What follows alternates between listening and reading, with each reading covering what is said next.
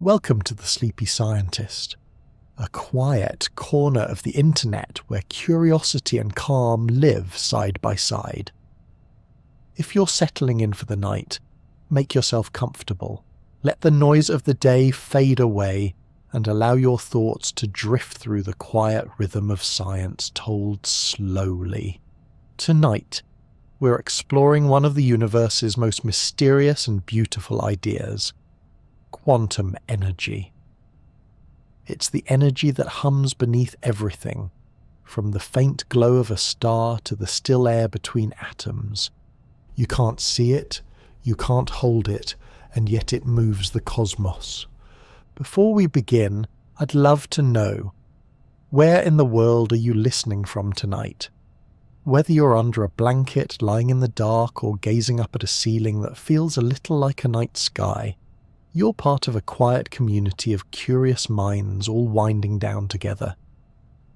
If you enjoy these quiet, late-night explorations, a gentle tap on the like button and a quick subscribe would mean a lot. It helps more curious minds find their way here. To those who are already part of this sleepy little community, thank you so much for your continued support. And if you'd like to join us on future journeys, be sure to click the notification bell so you won't miss the next upload. Oh, and while you're here, feel free to wander over to my new channel, The Sleepy Astronomer, where we drift even further into the stars. Now close your eyes if you like, breathe deeply, and let's begin our quiet descent into the smallest energy of all.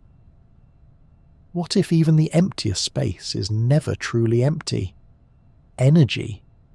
We talk about it every day, yet few of us stop to ask what it truly is. It heats our homes, drives our machines, and glows within every star. But when we peer deep enough, beneath matter, beneath atoms, energy begins to blur into something stranger, something quantized. The word quantum simply means a discrete amount, a tiny packet of something that can't be divided further. At the dawn of the 20th century, scientists discovered that energy doesn't flow smoothly like water. It arrives in steps, tiny bursts, each one an indivisible spark of reality. This was the beginning of quantum physics, the study of a world so small that the rules of logic start to bend. In this hidden realm, light behaves as both wave and particle. Matter dissolves into vibrations, and what we call nothing, the empty space between things, turns out to be alive with invisible motion. It's a universe that never rests, a restless ocean of fields and fluctuations that form everything we see. Over the course of this journey, we'll wander from the first moments of quantum discovery to the vast silence of space itself. We'll meet the scientists who uncovered the strange and sometimes reluctant truths of energy. We'll trace the story of how the smallest quanta of light give birth to matter, to stars, and ultimately to us. But most of all, we'll learn that energy isn't a thing to be found. It's a rhythm that all of existence dances to. It is change itself written into the fabric of the cosmos. So as you lie there, letting your thoughts float like dust in a beam of light, consider this. If everything in the universe is made from energy, and even emptiness hums with it, then where does energy itself come from? At the end of the 19th century, science felt almost complete.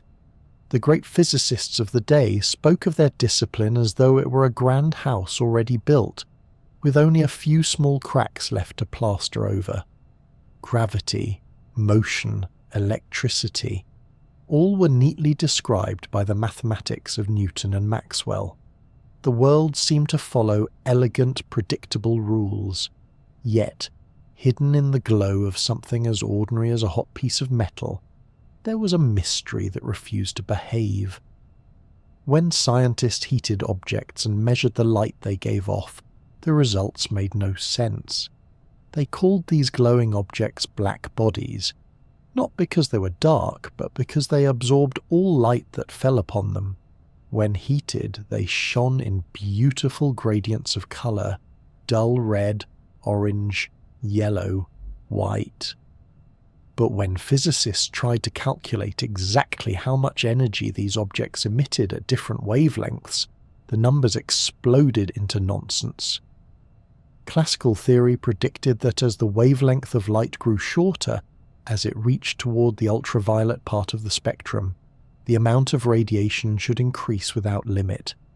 If that were true, even a small warm object should shine with infinite energy, a catastrophe in every sense of the word. This absurd result became known, somewhat dramatically, as the ultraviolet catastrophe. Enter Max Planck, a quiet, precise German physicist with a fondness for order. He was not the type to chase cosmic mysteries. He preferred neat mathematics and tidy answers. In the year 1900, Planck was trying to make sense of this black-body puzzle. Perhaps, he thought, there was some small correction to the formulas, some missing factor that could smooth out the chaos. But when he adjusted his equations, no gentle fix appeared. To make the numbers fit the experimental data, he was forced to make a bold and strange assumption. The energy of light was not continuous. It came in discrete chunks. This was a shocking idea. For centuries, scientists had imagined energy as a smooth wave, something that could be divided and subdivided forever. But Planck proposed that energy could only be emitted or absorbed in specific fixed amounts. He called each chunk a quantum, from the Latin word meaning how much. The size of each quantum depended on the frequency of the light. The higher the frequency, the larger the packet of energy. Planck expressed this relationship with the small constant, now known as Planck's constant, a number so tiny it defines the scale of the subatomic world. You could think of it as the universe's smallest coin, the minimum currency of energy exchange. For a scientist devoted to classical order, this solution must have felt like a confession. He later admitted that he had made the leap out of pure desperation, never imagining it would lead to a new physics. Planck was trying to save the existing world of equations, not replace it. But the universe had other plans. When he compared his new formula to experimental results, it fit perfectly.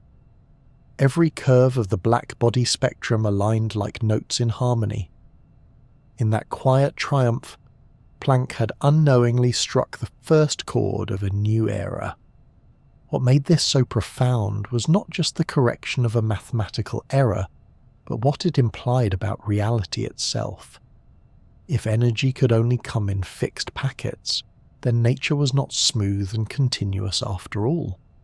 Beneath the flow of light and heat lay a hidden granularity, a digital texture to existence. It was as if the universe ran not on analog waves, but on cosmic code. Of course, Planck did not see himself as a revolutionary. In lectures, he presented his findings modestly, as if embarrassed by their strangeness. Yet, within a few short years, younger scientists would seize upon his idea and carry it far beyond what he ever intended. His reluctant hypothesis would ignite the most profound transformation in physics since Newton, a transformation that would change how we view light, matter, and even the concept of reality itself. Planck's discovery was also a reminder of how science often advances, not through certainty, but through discomfort. He wanted tidy numbers, not a revolution, but the data refused to yield until he surrendered to something radical. Sometimes the smallest step taken reluctantly can open a door no one expected to find. To imagine the scale of what he uncovered, picture this. If you took all the energy emitted by a warm object and divided it into the tiniest possible pieces, each one would carry an amount proportional to Planck's constant multiplied by the light's frequency. For red light, the quantum would be small, for blue, larger. These packets are unimaginably tiny, yet every beam of light that has ever shone, from candle flame to galaxy, is made of them. The idea that energy came in quanta was so alien that many scientists resisted it for years, but quietly it worked. Every experiment agreed. Slowly, grudgingly, the physics community began to accept that Planck's strange little constant was real, and that the universe beneath its smooth appearance ticked to an invisible rhythm. There is something almost poetic about it. The smallest possible action, the faintest whisper of energy, defining everything that happens in the cosmos. A single number linking the warmth of a hearth to the glow of the stars. Max Planck once said that new ideas in science don't triumph because old scientists suddenly agree with them, but because new scientists grow up familiar with them. He was right. His reluctant leap reshaped the world, whether he wanted it to or not. From that first spark, that desperate attempt to fix an equation, the quantum age began, and with it, a deeper understanding of energy, not as a smooth wave of motion, but as the universe's smallest, most perfect heartbeat. A few years after Max Planck's reluctant discovery, a young patent clerk in Switzerland was quietly thinking about light. His name was Albert Einstein. At the time, he was 26 years old, working long hours examining inventions for the patent office in Bern, and spending his evenings wrestling with the riddles of physics that no one else seemed to notice. In the year 1905, a year now remembered as his Annus Mirabilis, or Miracle Year, he published a series of papers that would forever change how we see the universe. One of those papers tackled a puzzle so ordinary it almost seemed unworthy of his genius. Why does shining light on certain metals cause them to release tiny sparks of electricity? This was known as the photoelectric effect. Physicists had already observed that when ultraviolet light was directed at a metal surface, electrons were ejected, creating a measurable electric current. But the details were strange. Brighter light didn't necessarily knock out more energetic electrons. Instead, only light above a certain colour, or more precisely above a certain frequency, could dislodge them at all. No matter how intense a beam of red light was, it simply did nothing. Yet a faint beam of blue light could cause an instant spark. Classical physics couldn't explain it. According to the wave theory of light, increasing brightness should increase the energy of the electrons. It didn't. Einstein, reading Planck's work carefully, took a daring step. What if Planck's strange idea that energy came in discrete packets applied not just to how matter emitted light, but to light itself? What if light wasn't just a smooth wave, but a collection of energy quanta, tiny, indivisible particles of pure energy? He called these particles light quanta. Today, we know them as photons. Each photon, Einstein proposed, carried an amount of energy proportional to its frequency. The higher the frequency, the higher the energy. Blue and ultraviolet light have shorter wavelengths, meaning more energy per photon. Red light has longer wavelengths and less energetic photons. When a photon strikes the surface of a metal, it can knock out an electron only if it carries enough energy to overcome the electron's binding energy. A bright red light may throw countless photons at the surface, but if each one lacks the required punch, none will succeed. A single ultraviolet photon, however, can do the job instantly. This idea was revolutionary because it shattered the comfortable certainty that light was a wave. For centuries, experiments had confirmed light's wave-like behaviour. It could bend, interfere, and diffract. But Einstein's paper said something radical. Light was both wave and particle. Depending on how you look at it, light can ripple like water or strike like a hail of invisible bullets. It was a bold proposal, and not everyone welcomed it.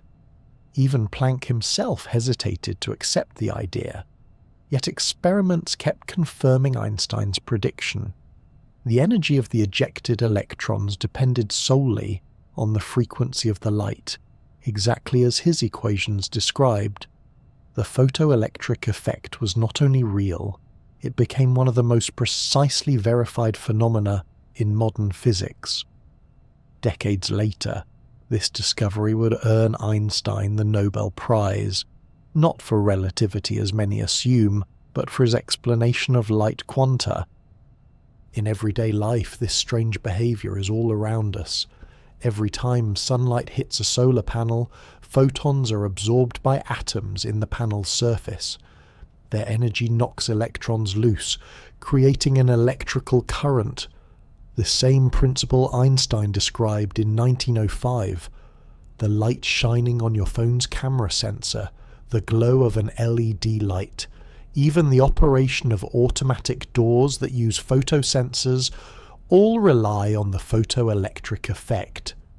The universe, it seems, is built on this quiet transaction. Photons trading energy with matter, coin by coin. Each photon is a tiny packet of currency, a coin of light minted in the furnace of the universe, exchanged across the vast marketplace of reality.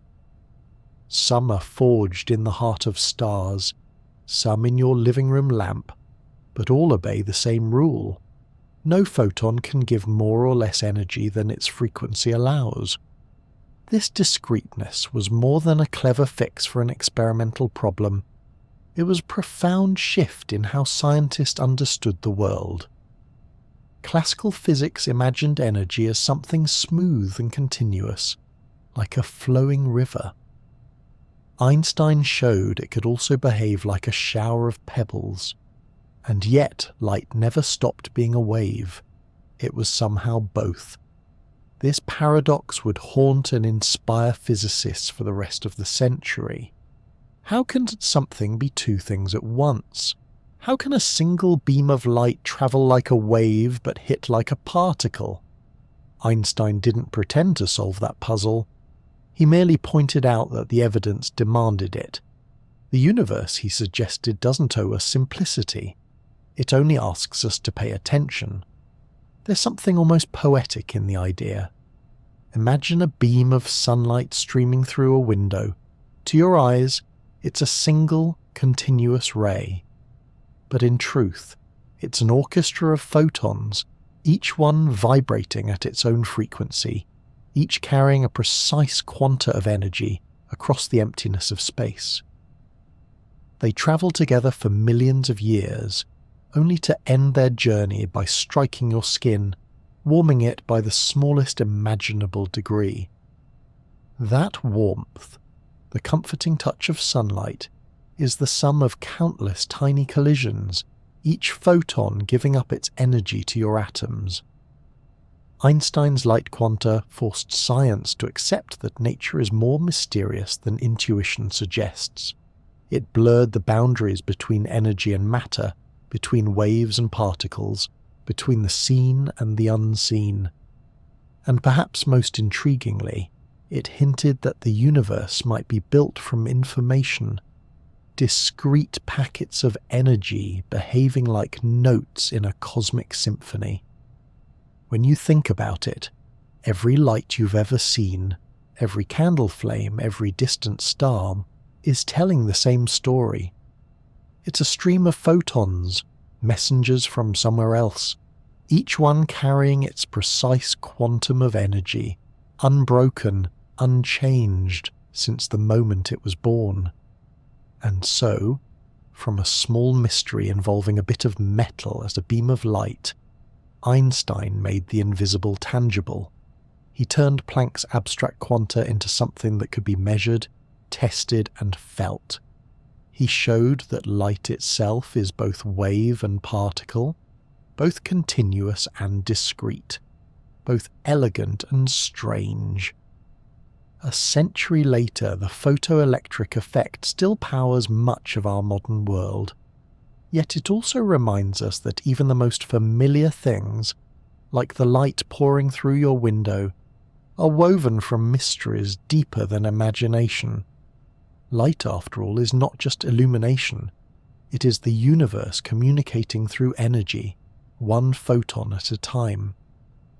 After Einstein showed that light itself comes in tiny packets of energy, the next question was what this meant for matter.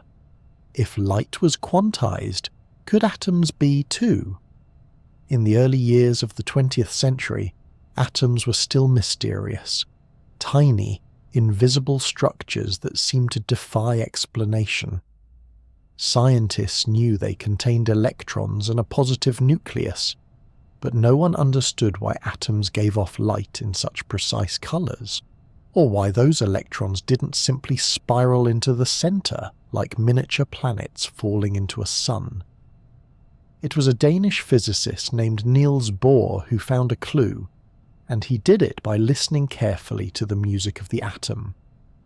Bohr was young, brilliant, and endlessly curious.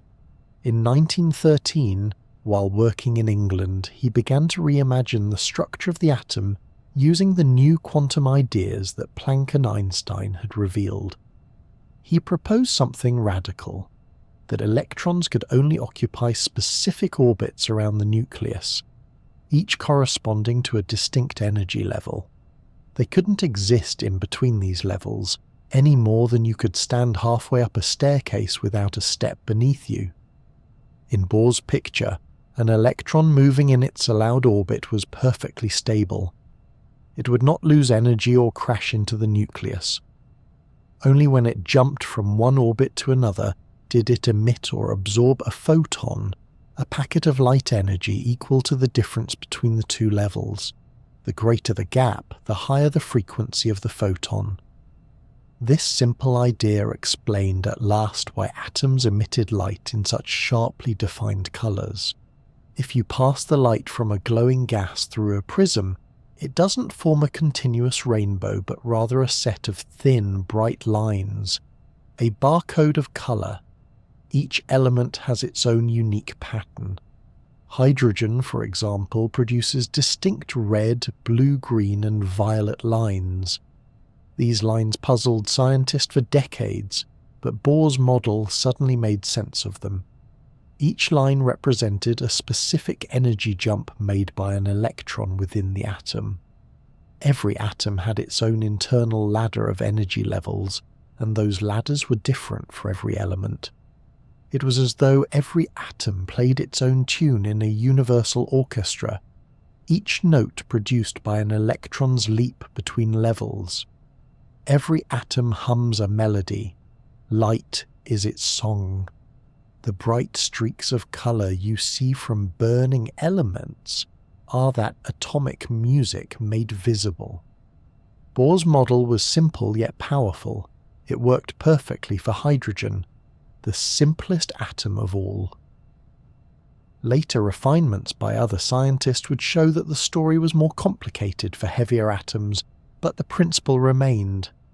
Energy levels were quantized, and electrons could only occupy those discrete spaces. Nature, it seemed, preferred order to chaos.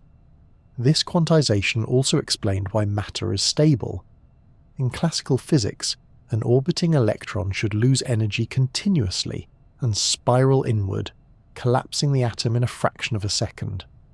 But in Bohr's model, that was impossible. The lowest orbit was the electron's ground state.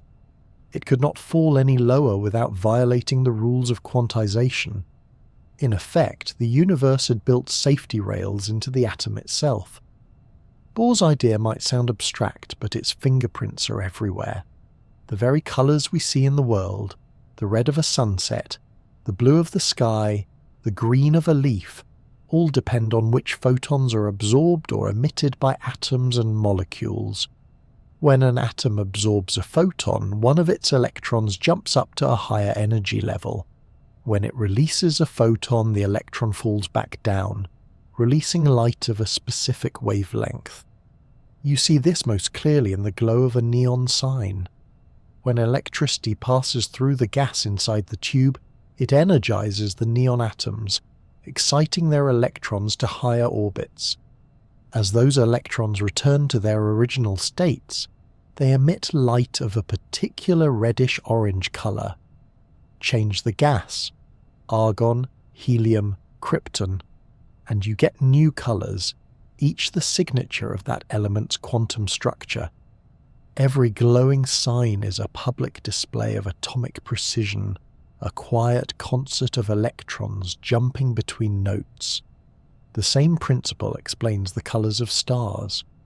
When astronomers look at the light from a distant sun and pass it through a spectroscope, they see lines missing from the spectrum, dark bands where certain wavelengths have been absorbed by elements in the star's atmosphere. These missing lines act like fingerprints, allowing scientists to determine what the star is made of without ever visiting it.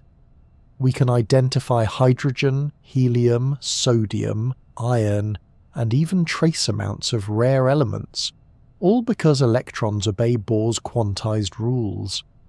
This is the astonishing thing about Bohr's idea. It connects the smallest scales of matter to the larger scales of the cosmos. These same quantum jumps that produce the color of a candle flame also mark the light from galaxies millions of light years away. The laws that govern an atom in your skin are the same ones that govern the birth of stars. And yet, for all its beauty, Bohr's model was also a simplification. In reality, electrons don't orbit the nucleus like planets.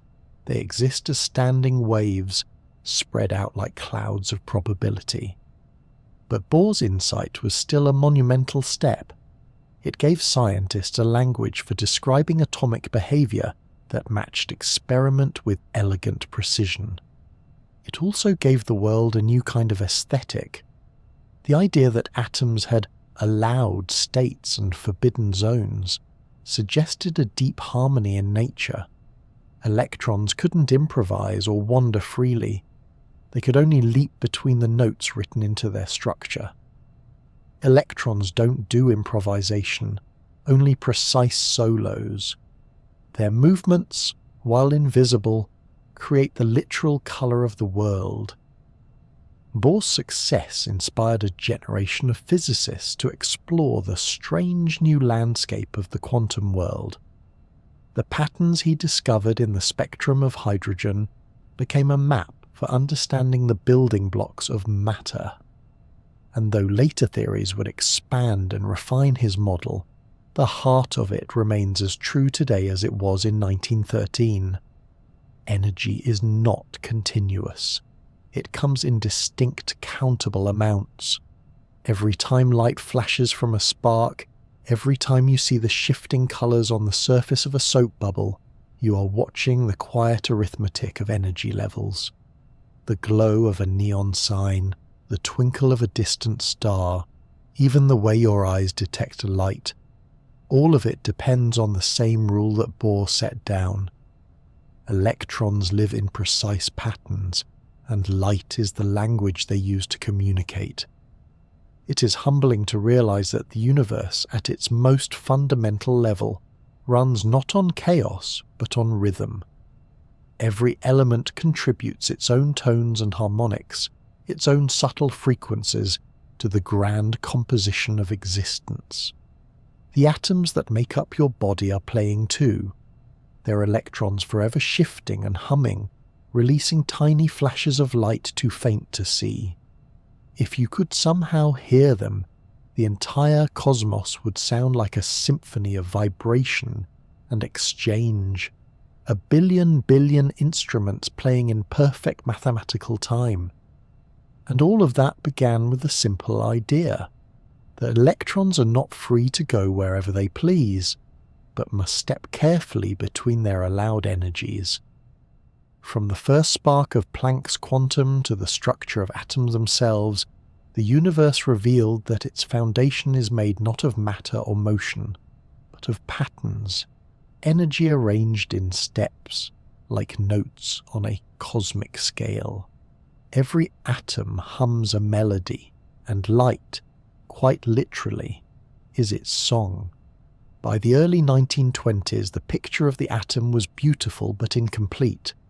Niels Bohr's tidy orbits worked wonderfully for hydrogen, yet when scientists tried to apply the same model to more complicated atoms, the mathematics began to fall apart.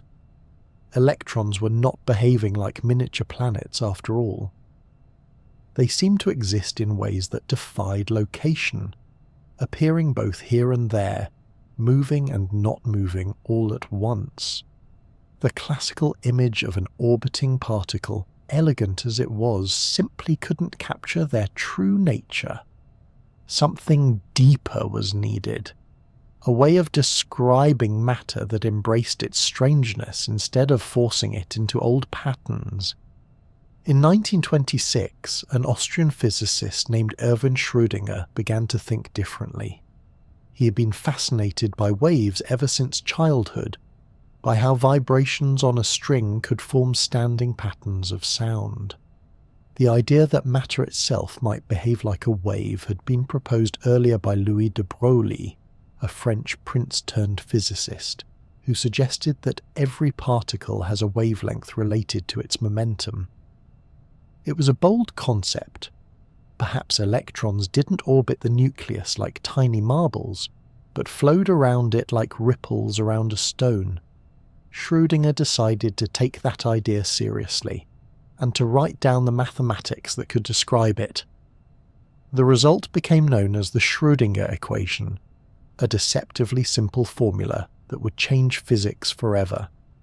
Instead of describing electrons as points in space, Schrödinger described them as wave functions, patterns of probability that spread through space like soft, vibrating fog.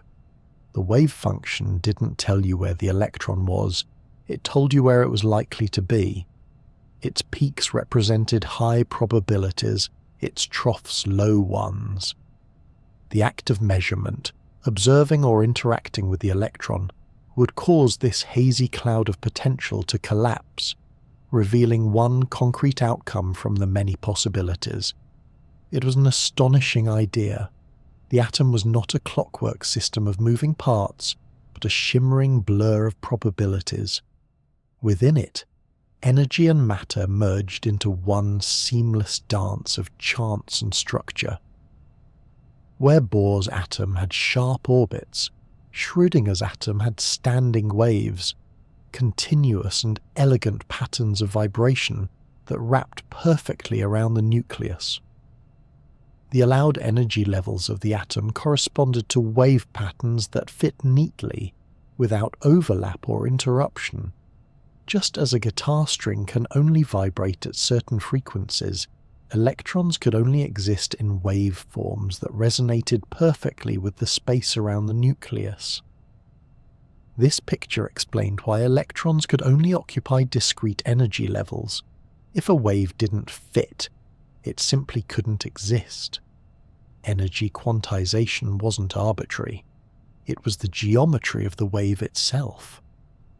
Bohr had described the result. Schrödinger showed the reason behind it. The beauty of this model lay not only in its accuracy but in its imagery. If we could somehow see the atom as Schrödinger did, we wouldn't find little dots circling a nucleus. We would see shapes, vast ghostly clouds with varying densities, each representing the probability of finding an electron in that region. The simplest hydrogen atom would appear as a soft sphere of mist, fading gradually into space. Higher energy atoms would form more complex patterns, dumbbell shapes, clover leaves, toroidal rings, intricate geometries of possibility that look almost like abstract art. These clouds are not static. They shimmer, shift, and merge as electrons move between states. Yet the movement isn't mechanical, it's statistical.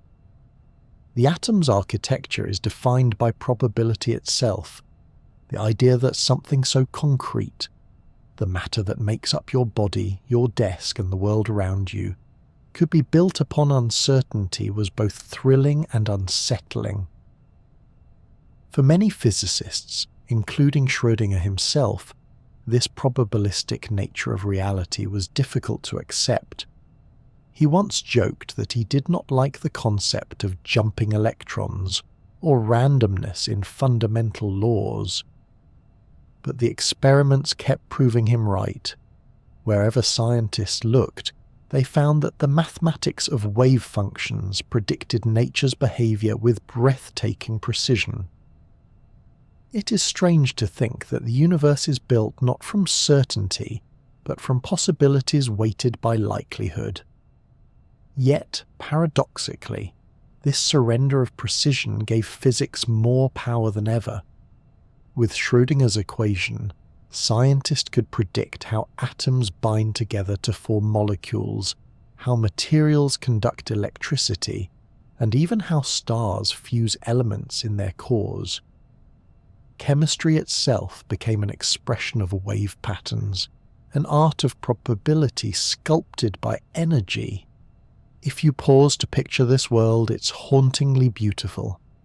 Imagine every atom around you, in the air, in the fabric, in your own skin, as a network of shimmering clouds, each one buzzing with silent potential.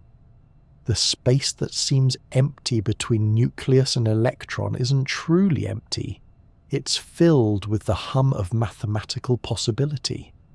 Those electron clouds overlap and blend, forming bonds that hold everything together. You're quite literally made of probabilities that have, for the moment, chosen to exist. In this way, the atom becomes a kind of cosmic instrument.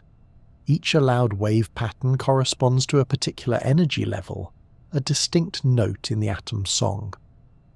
When an electron transitions from one pattern to another, it emits or absorbs a photon, a musical tone of light, whose frequency matches the difference between the two notes. The colours of the world, the glow of stars, and the shimmer of metals all emerge from this grand resonance of waves and quanta. Schrödinger's theory also carried a quiet philosophical weight. It suggested that nature doesn't draw hard lines between things. Instead, it trades certainty for elegance. Instead of saying where something is, it gives us a landscape of where it could be. Reality at its core is fluid, not a series of static objects, but a continuous vibration of information and potential. This realization changed more than physics. It reshaped how humans think about existence itself.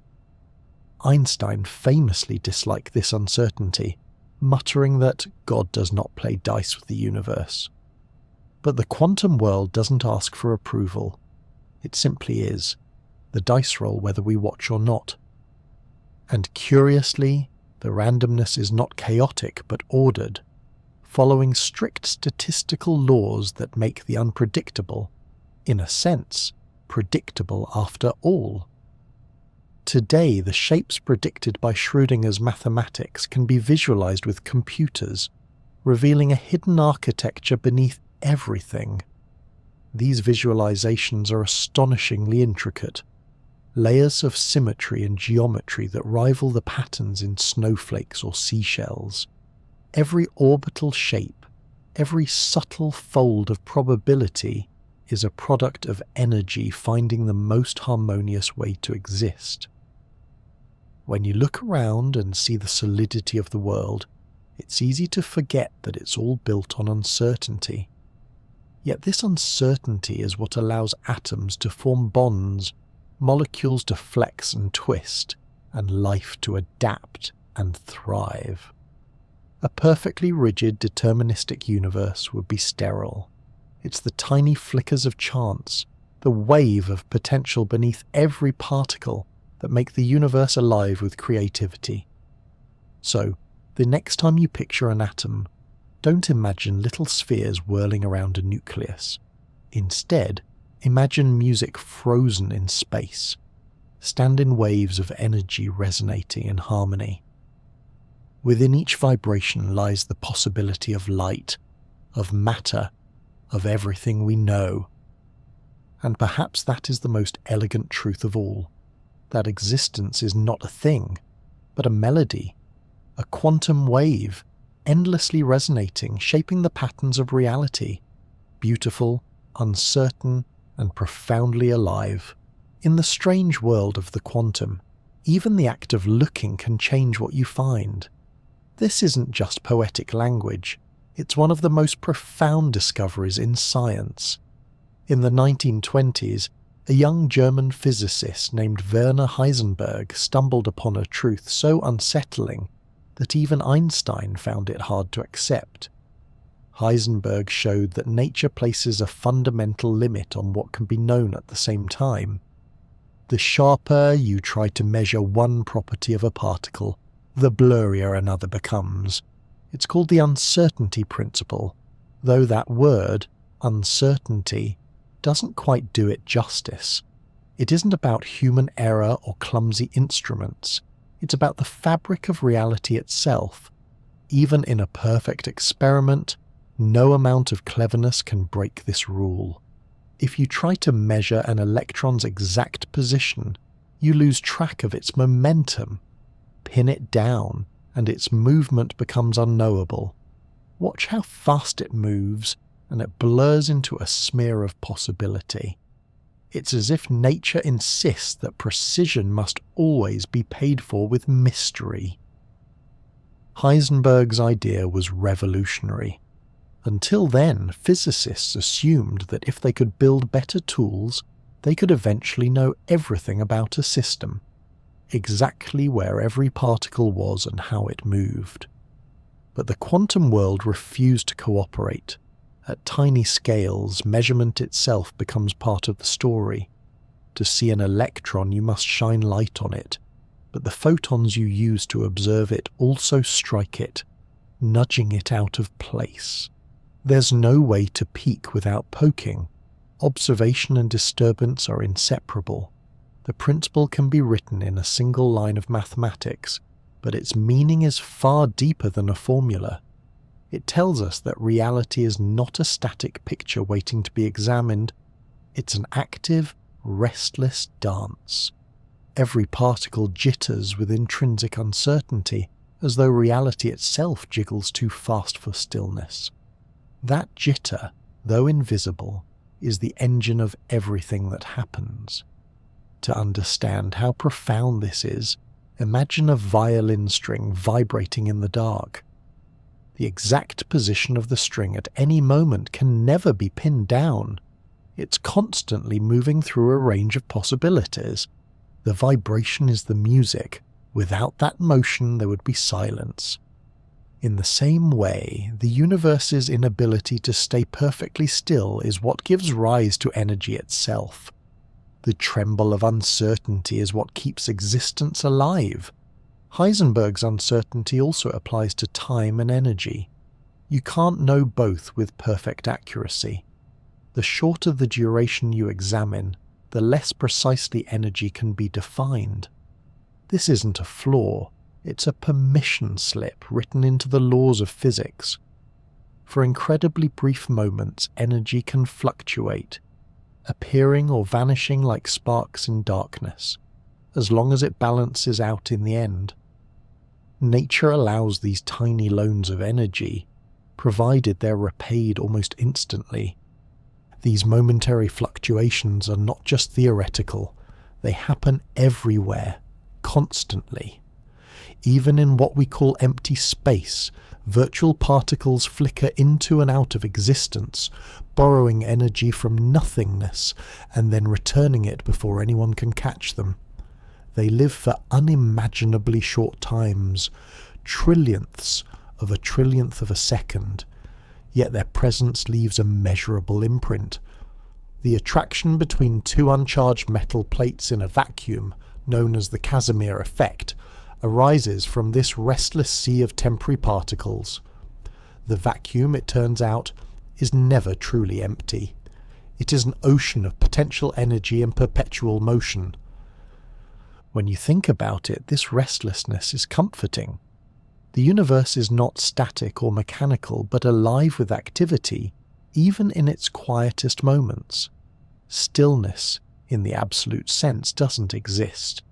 Everything vibrates, everything fluctuates.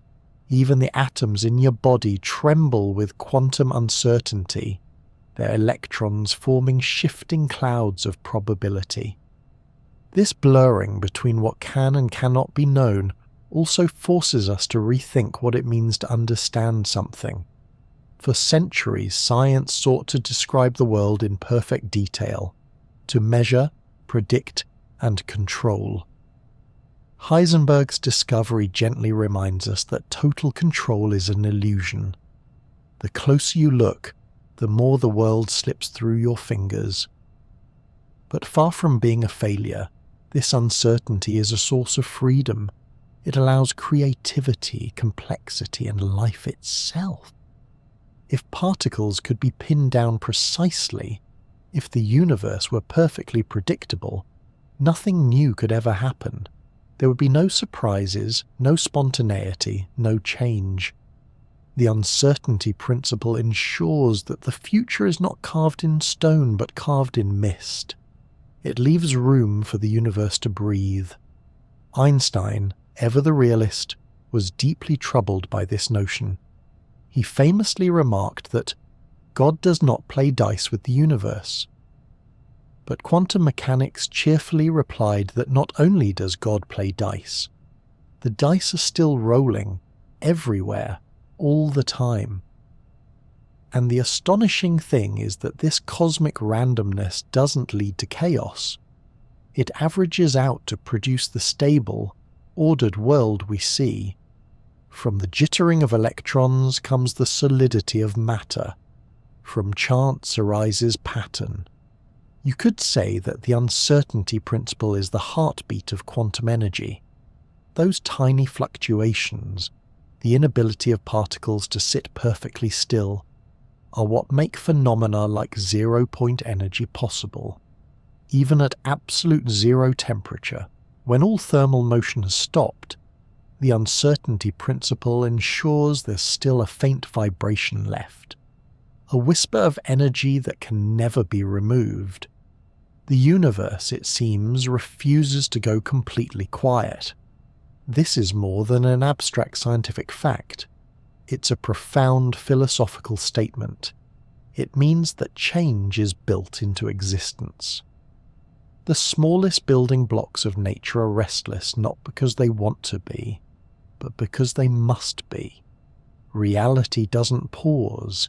It oscillates, flickers, hums. Everything we see, every atom and star is an echo of that foundational tremble. And yet, rather than seeing this as a limitation, Heisenberg saw beauty in it. He once wrote that what we observe is not nature itself, but nature exposed to our method of questioning. In other words, the universe is a conversation, not a photograph. Each measurement we make is a question, and each answer depends on how we ask it. Think of how liberating that is. It means the world is not frozen in certainty. It's an ever-evolving story, told through possibilities. The same uncertainty that prevents us from knowing everything is what allows things to exist at all. When you sit quietly and feel the pulse of your own heartbeat, that rhythm, that alternation between presence and pause, is mirrored in the very foundations of physics. Between every moment of existence and non-existence, the universe balances itself, trembling delicately in between. Reality is not solid and still, it's alive with motion, too quick for our eyes to catch. Every atom, every field, every patch of vacuum space participates in this grand uncertainty dance, a waltz of probabilities and possibilities, spinning forever in the light of existence. And in that motion, in that shimmering imperfection, lies the most remarkable truth of all. Perfection isn't stillness, it's movement. The universe doesn't need certainty to be beautiful, only balance. By the time physicists had grown comfortable with electrons as waves of probability, another question emerged. Waves in what? If particles could behave like ripples, then something must be rippling. The idea of matter as both wave and particle was astonishing, but it was only half the story. Beneath the shimmering clouds of probability lay something deeper, something that would redefine what matter and energy even meant. This was the beginning of the quantum field revolution, a shift so profound that it quietly rewrote the foundations of reality itself. The clue came from an old friend, the electromagnetic field. Long before the quantum era, scientists had discovered that electric and magnetic forces could be described as invisible fields filling all of space. Move a charged particle, and the field changes. Disturb it, and waves of electromagnetic energy ripple outward at the speed of light. These ripples are what we call light itself. When the quantum picture arrived, physicists realized something extraordinary. Those waves weren't abstract. They were made of photons, each one a tiny packet of energy. It wasn't long before this logic expanded. If light came from oscillations in the electromagnetic field, perhaps everything came from similar fields. Every particle, electron, proton, quark, and beyond, might be just a ripple in its own invisible sea. Instead of particles moving through space like billiard balls, reality was an ocean of fields, each capable of producing the ripples we call particles. Imagine the universe as a vast overlapping collection of invisible oceans. There's the electron field, the photon field, the quark field, the gluon field, the Higgs field, dozens of them, interwoven and continuous, filling every corner of space. They're not floating in space, they are space. Empty air, interstellar vacuum, the gap between your hands. All of it is thick with these unseen fields, humming quietly with potential. When one of these fields is excited, as say a teeny pulse travels through the electron field, we detect it as an electron. That's right. An electron isn't a little solid speck. It's a vibration, a localized ripple in an ever-present field that extends across the universe. Knock that ripple away, and the field remains, calm and ever ready to vibrate again. It's a radical thought, and yet the mathematics leaves no doubt. Fields are the fundamental ingredients of reality. Particles are the temporary disturbances, the excitations that rise and fade like waves on the surface of a pond. Even a single atom is a collection of synchronized vibrations, a miniature symphony of interacting fields. The photon, the particle of light, is a ripple in the electromagnetic field. The electron, a ripple in the electron field. Quarks, the building blocks of protons and neutrons, are ripples in their respective quark fields. When these fields interact, energy transfers from one to another. A photon interacts with the electron field to create light. A gluon mediates the dance between quarks inside an atomic nucleus. Every physical event, every spark, collision, or heartbeat is an exchange of energy between these invisible seas. In this view, the universe becomes less like a collection of objects and more like a grand, vibrating fabric. The familiar idea of matter as stuff gives way to something far more elegant, patterns of movement. What we perceive as solid and permanent is really the play of fields, waves appearing stable because of their rhythm. Take the Higgs field, for example. It permeates all of space, and when certain particles interact with it, they gain mass. Not because the field weighs them down, but because it resists their motion in a particular way. Without this field, there would be no atoms, no planets, no people. Everything would zip through the cosmos at the speed of light, never able to slow down or clump together. You might say the Higgs field gives the universe its substance, not by adding matter, but by shaping how particles move through its quiet resistance. To visualize all this, close your eyes and imagine overlapping oceans, each one infinite, invisible, and alive with gentle motion. When they ripple, they give birth to the physical world. Where they intersect, forces arise. Where they stabilize, matter takes form. Even in the vastness of intergalactic space, where no atoms drift and no light passes, these fields remain. They cannot be switched off. Space itself is never truly empty. It's the calm surface of a deep and restless sea. This realization turned physics inside out. Instead of asking what the universe is made of, scientists began asking how it behaves. The fundamental question shifted from what is a particle to what does the field look like when it moves. Every experiment in modern particle physics, from the smallest laboratory setup to the colossal collisions inside the Large Hadron Collider, is really a way of poking these fields and watching the ripples they produce. When physicists first detected the Higgs boson in 2012, they weren't discovering a new particle so much as confirming the existence of the Higgs field itself, catching one fleeting wave crest in an ocean that had always been there. The event lasted only an instant, but it proved that the sea beneath reality is real. It's a humbling thought. The solidity of your chair, the light from your lamp, even the atoms in your body are not separate entities floating in emptiness. They're different vibrations of the same universal fabric. You are quite literally a pattern in motion, a fleeting arrangement of ripples in a cosmic sea. In this light, the old philosophical debate about matter versus energy begins to dissolve. They're not two different things at all, but two ways of describing the same underlying phenomenon. Fields are energy, structured by rules and symmetries that give rise to the diversity of the universe. When those fields ripple, we see particles. When they rest, we call it empty space. And yet, even rest is an illusion. According to quantum theory, a field can never be perfectly still.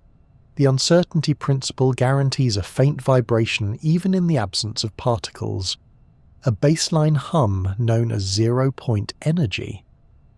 It's as if the universe cannot bear silence. Even in perfect darkness, something moves. Quantum field theory, the framework that unites all these ideas, is arguably the most successful theory in science. It predicts the behavior of particles to astonishing precision, sometimes to more than 10 decimal places, and yet it carries a strange serenity, an almost spiritual elegance. It says that the entire universe, from galaxies to atoms, emerges from a single continuous fabric of fields, endlessly weaving and unweaving themselves. When you begin to picture the world this way, solidity and emptiness lose their meaning. Every surface, every star, every breath is a ripple in something larger, invisible and profoundly connected. There is no true separation, only patterns interacting across an ocean of potential. Matter, then, is not made of stuff. It's made of structure, of rhythm and resonance, of movement in the dark. The universe is less a machine and more a melody, played in the language of fields, and so, when you look at your hand, or a falling leaf, or the distant shimmer of starlight, what you're really seeing is the same thing in countless forms. The quiet, endless motion of invisible oceans overlapping through everything. Matter is not made of things. Matter is made of motion. Matter is not made of stuff, but of patterns moving in the dark. If you could somehow strip the universe of all its stars, dust, planets, and atoms, if you could remove every photon of light and every whisper of heat, you might think you'd be left with absolute nothingness, a silent, empty void. But quantum physics tells a different story. In the quantum view, even the deepest vacuum isn't truly empty. It seethes with activity, a restless sea of invisible motion. Beneath the calm surface of space lies a constant shimmer of creation and annihilation, a whisper of energy that can never be silenced. This background hum of existence is called zero-point energy, the lowest possible energy a system can have. It's the ground note of the universe, the energy that remains even when everything else has been taken away. Classical physics imagined that if you cooled something down enough, you could stop all motion entirely. But quantum theory says otherwise. Even at absolute zero, when all thermal energy is gone, particles and fields continue to quiver with subtle vibrations. The universe, it seems, cannot stand still. These tiny fluctuations come from the uncertainty principle itself. Remember that position and momentum can't both be known precisely.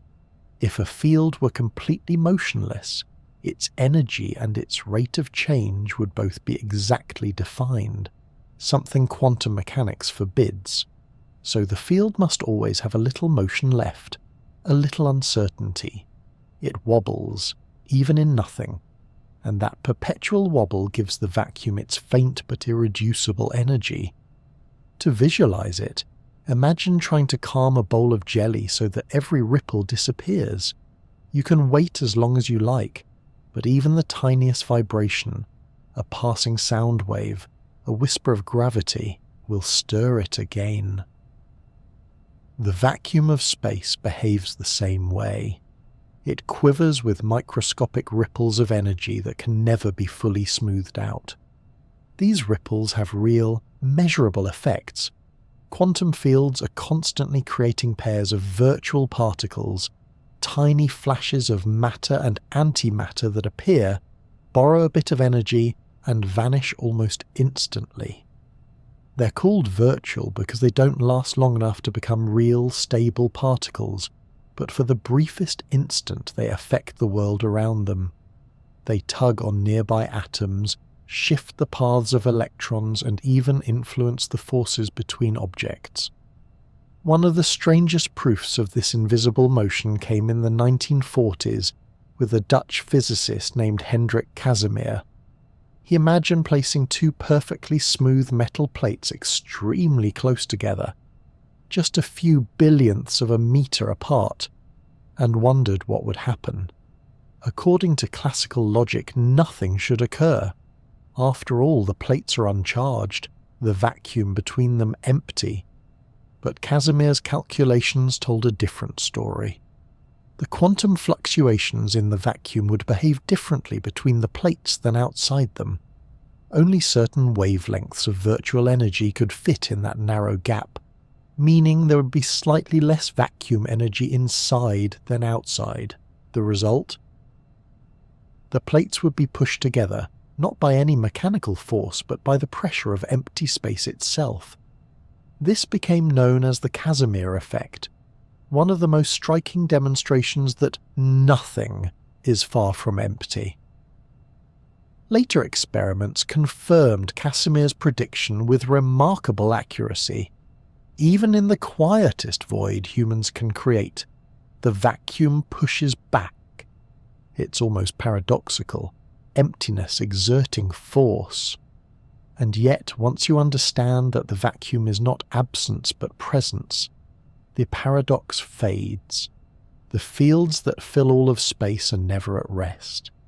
Their endless fluctuations mean that the universe, at its foundation, is more like a simmering pot than a still pond. Zero-point energy is more than just a scientific curiosity. It touches some of the deepest mysteries in cosmology. When astronomers observe distant galaxies, they find that the expansion of the universe is accelerating, as though something invisible is pushing everything apart. They call this phenomenon dark energy. No one knows exactly what it is, but one idea is that it might be the energy of the vacuum itself, the accumulated effect of all those microscopic fluctuations. If that's true, then the very fabric of space carries an energy so vast and diffuse that it shapes the fate of the cosmos. Here's the astonishing part. When physicists try to calculate how much zero-point energy should exist in empty space, the numbers they get are enormous, far greater than what observations allow.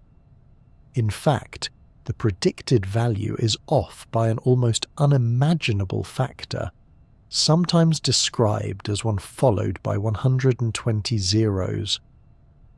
That's the biggest mismatch between theory and experiment in all of science. It suggests that something profound is missing from our understanding of how the vacuum behaves. The universe seems to hold just enough of this invisible energy to drive its expansion, but not nearly as much as our equations expect. It's as though the cosmos is balanced on a knife's edge between stillness and explosion, choosing harmony over chaos. Even so, the principle stands. There is no true void. The vacuum hums with fluctuations, borrowing and repaying energy on scales too small and too fast for direct observation. These ephemeral processes underpin everything, from the forces between atoms to the stability of matter itself. Without them, the world as we know it could not exist.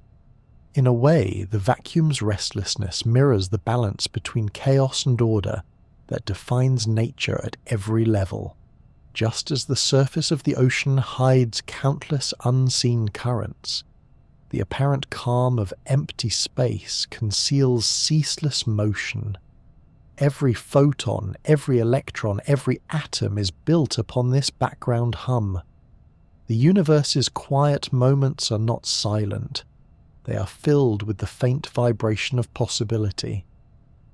If you could somehow listen to that vibration, not with your ears, but with a sense tuned to energy, you might hear a faint, omnipresent murmur.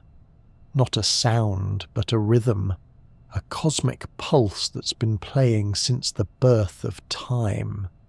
That hum is the zero-point energy of the vacuum, a reminder that nothingness itself is fertile. It contains the seeds of everything that has ever existed or will exist. Philosophically, this reshapes the old notion of nothing. In everyday language, nothing means absence, the lack of anything at all. But in physics, nothing is an active participant. It's a stage that vibrates with hidden energy, ready to create particles at a moment's notice.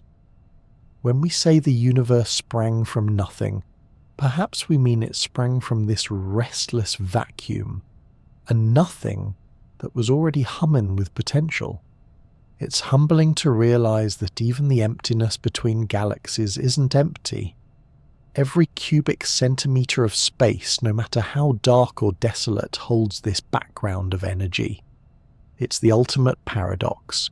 The quieter the universe seems, the more alive it becomes. You can think of zero-point energy as the softest possible whisper of existence. It doesn't build atoms or radiate light. It simply is. It fills every corner of the cosmos with a baseline vibration, a reminder that reality never turns off. And from this quiet, trembling foundation, everything else emerges: matter, energy, stars, and even thought.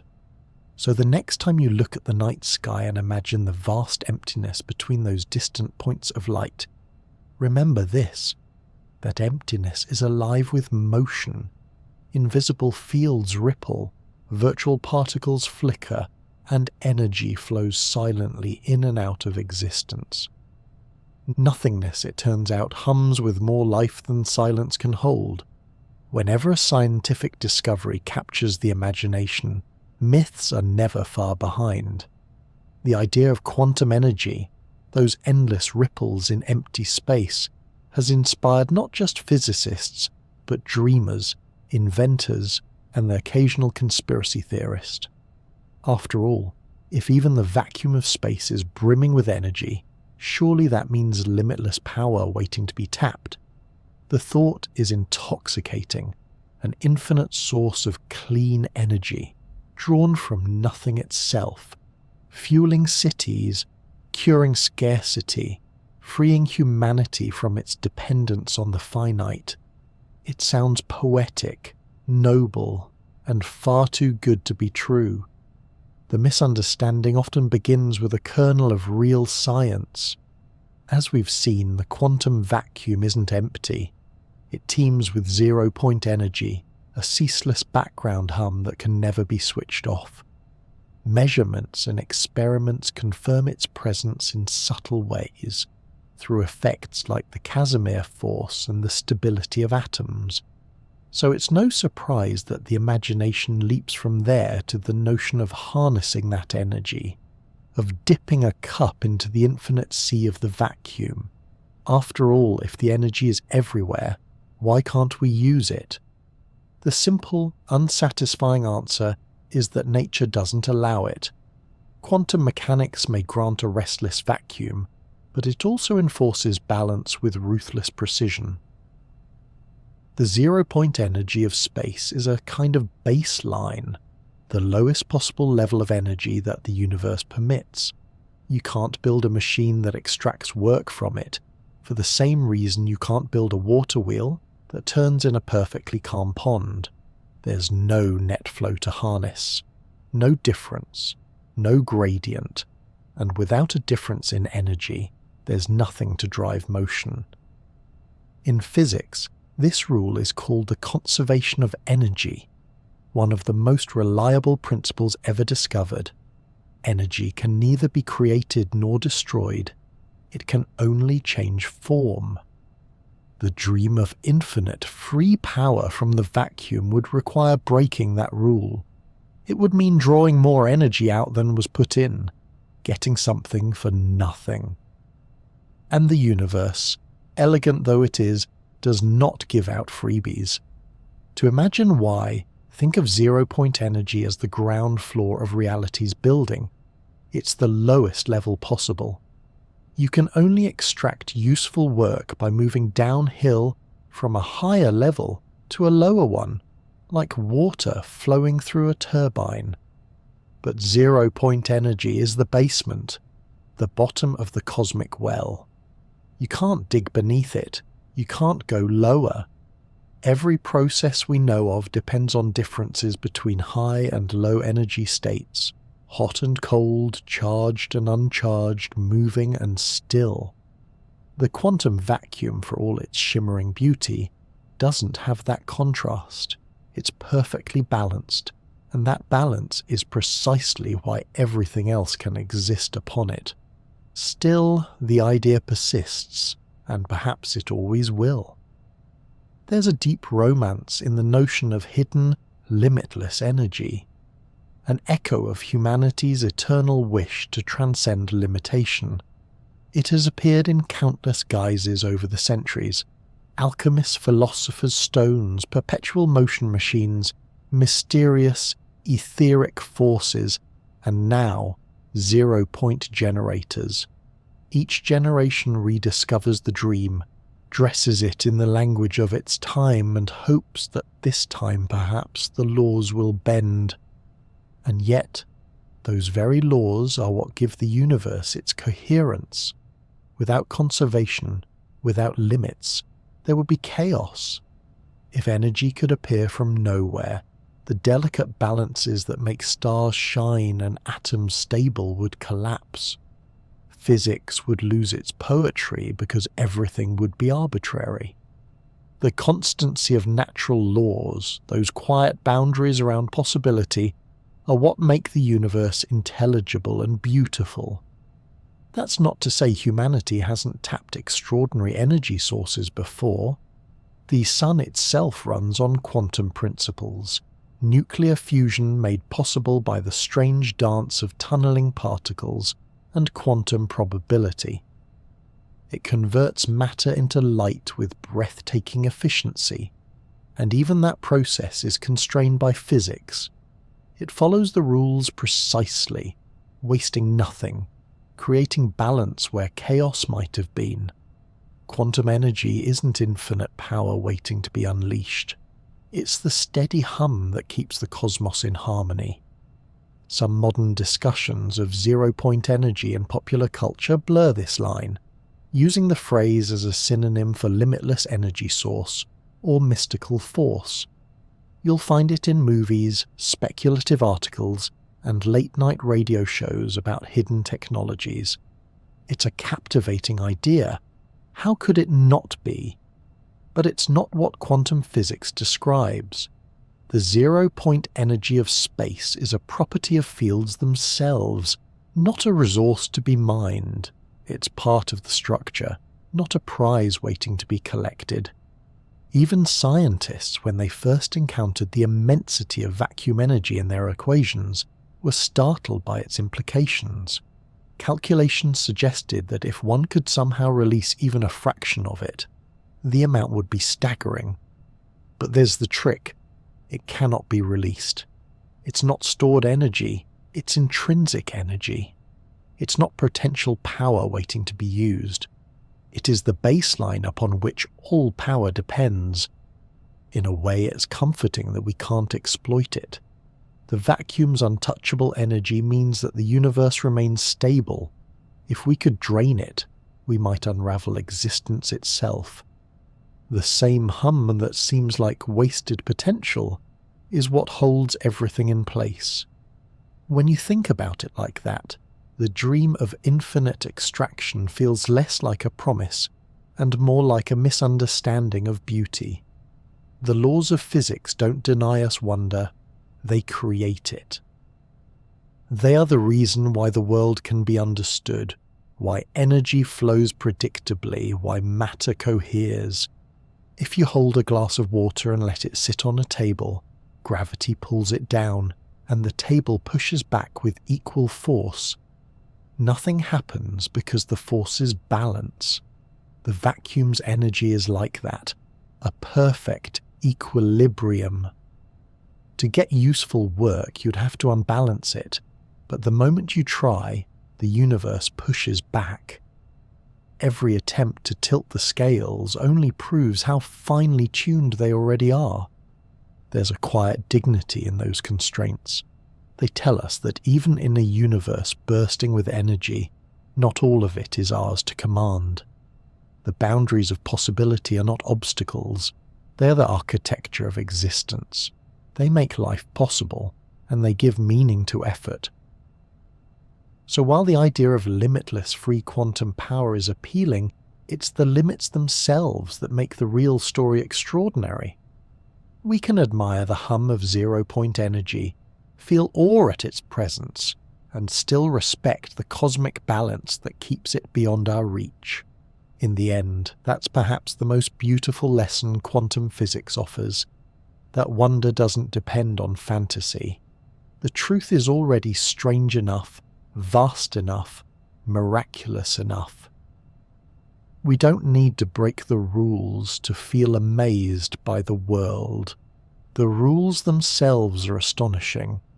Reality, with all its boundaries and constraints, is not disappointing. It's believable, and it's in that believability that its beauty truly lies. Reality's constraints make its beauty believable. For most of human history, matter and energy seemed like two entirely different things. Matter was solid, tangible, the stuff you could touch. Energy was motion, heat, or light, something you could feel but never hold. But in the early years of the 20th century, Albert Einstein revealed that this distinction was an illusion. He showed that matter is energy, condensed and confined into a stable form. It was one of the simplest and most profound revelations in science, captured in a short, deceptively gentle equation: energy equals mass times the speed of light squared. That little relationship, E equals mc squared tells us that mass and energy are two sides of the same coin. You can think of mass as energy that has slowed down enough to become tangible. The speed of a light squared is the conversion factor, a reminder of just how much energy is bound up in even the smallest bit of matter. A single gram of material, about the weight of a paperclip, holds enough potential energy to power a city for days if it could all be released at once. It's worth remembering that Einstein didn't begin with grand explosions or cosmic theories. He started with the principle of relativity, the idea that the laws of physics are the same for all observers, no matter how they move. From that, he realized that energy and mass must be connected. A moving object gains energy, and therefore, by definition, gains a little mass. Likewise, if it loses energy, its mass must decrease.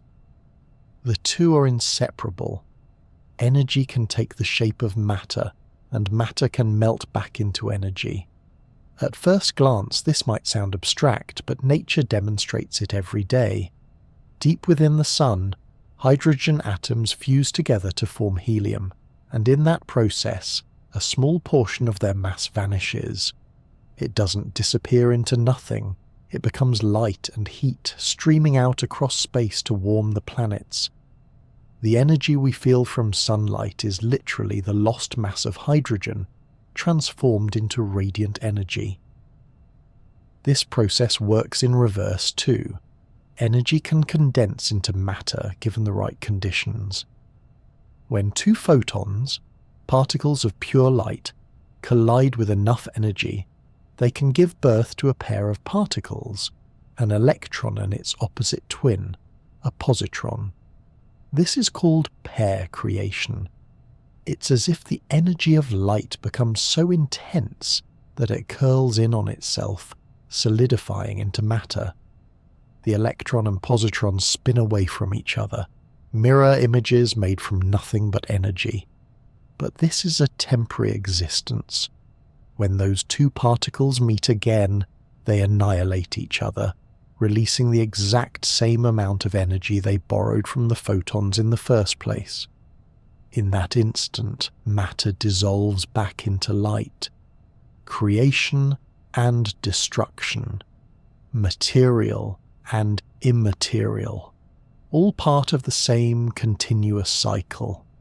It's almost poetic how symmetrical it all is. The universe behaves like a careful accountant, keeping its books perfectly balanced. No energy is ever truly lost. It only changes its form, flowing between being and non-being like a tide. This balance is what allows stars to burn, atoms to exist, and galaxies to glow. When you touch a solid object, say a stone or a piece of metal, it feels permanent, solid, and unmoving. Yet, if you could look deep enough inside, you'd see that solidity is simply energy holding its breath. The particles that make up that object are in constant motion, vibrating, exchanging photons and binding together through electromagnetic energy. The matter you touch is really just energy in a tightly bound configuration, stable but restless at the smallest scales. This realization changes how we see everything. The boundary between what is and what happens begins to blur. A mountain, a beam of light, a breath of air. They're all manifestations of the same universal currency, energy. Matter is just energy that's been captured and given structure by quantum rules. The idea of turning energy into matter and back again might sound like science fiction, but it's happening everywhere, all the time. Cosmic rays striking Earth's atmosphere generate bursts of particle pairs from pure energy. Inside particle accelerators, scientists recreate these processes at will, smashing high-energy photons together to briefly conjure new particles into existence. Each creation and annihilation tells the same story, the dance of energy and form, endlessly repeating since the dawn of time. Even the universe itself seems to have been born from this principle. In the beginning, moments after the Big Bang, everything that would one day become stars, planets, and people existed as pure energy, a glowing plasma of light and motion. As the cosmos expanded and cooled, energy condensed into matter, forming the first particles, the first atoms, the first galaxies. You could say that all of existence is light slowed down and shaped by the quantum fabric of reality. If that sounds mystical, it's only because it's so deeply true. The chair you're sitting on, the screen you're looking at, and the air you breathe are all made of energy that's been caught in the gravitational and electromagnetic choreography of the universe. Matter isn't the opposite of energy, it's energy in costume. This perspective also explains why so much energy can be released when matter is destroyed. In nuclear reactions, both fusion in stars and fission in reactors, small differences in mass become enormous amounts of energy. That's because the conversion factor in Einstein's equation involves the speed of light squared, a number so large that even a tiny amount of mass translates to staggering energy. When atoms fuse or split, the bonds that hold them together rearrange, and that difference manifests as light and heat. But while it's tempting to see this as a source of endless power, the same conservation laws apply here too. The universe gives energy only in exchange for structure, never for free. For every transformation, there is an equal cost. The grandeur of E equals mc squared isn't in its potential for power, but in its grace, the symmetry of how matter and energy sustain one another. You might imagine the cosmos as a vast sculpture made entirely from frozen light, a work of art carved by the laws of quantum mechanics. The atoms in your body were once pure energy released from ancient stars. That same energy, billions of years from now, may find new form as some other pattern, another heartbeat in the cosmic rhythm. There's a quiet reassurance in knowing that nothing truly vanishes. Even when stars collapse, when matter burns away, or when you let go of something precious, the energy that composed it remains. It changes, travels, and takes on new shapes, but it never ceases to be part of the great cycle. At its core, Einstein's revelation wasn't just about equations. It was a reminder that the universe is unified, that all the dazzling variety we see is woven from the same luminous thread. Matter and energy are not separate realms, but two faces of the same infinite coin. So the next time you look at sunlight streaming through a window, remember, that light is kin to every atom in your body. It's the same essence, vibrating at a different tempo. The universe, from the smallest grain of sand to the brightest star, is a continuous exchange of energy becoming matter, and matter returning to energy. Solidity is simply energy holding its breath, a fleeting moment of stillness in the eternal dance of transformation. In the everyday world, barriers are absolute. A wall stops a ball, a table holds a cup, and a locked door remains shut unless you open it. But in the quantum world, the rules are far more forgiving, or, depending on how you see it, far more mischievous. Down there, particles sometimes slip through barriers they should never be able to cross. They don't crash through or break them down. They simply appear on the other side, as if the obstacle were only half real. This strange behavior is known as quantum tunneling, and it's one of the most counterintuitive yet essential phenomena in physics. Without it, the sun wouldn't shine, electronics wouldn't work, and the universe itself might look very different. It's the quiet art of defying the impossible.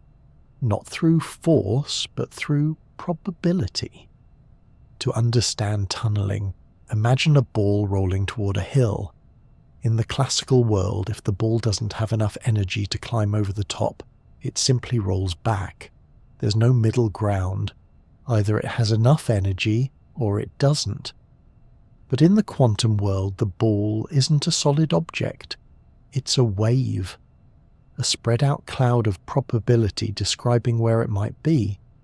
When that wave hits a barrier, part of it bounces back, but another part seeps through, like a faint echo on the other side. This isn't magic or teleportation, it's the mathematics of waves. The quantum wave doesn't stop neatly at the wall, it fades gradually, and in that fading, there's always a small chance that it continues beyond the barrier. If you wait long enough, you might find the particle has tunneled through. The higher or thicker the barrier, the smaller the chance, but never zero.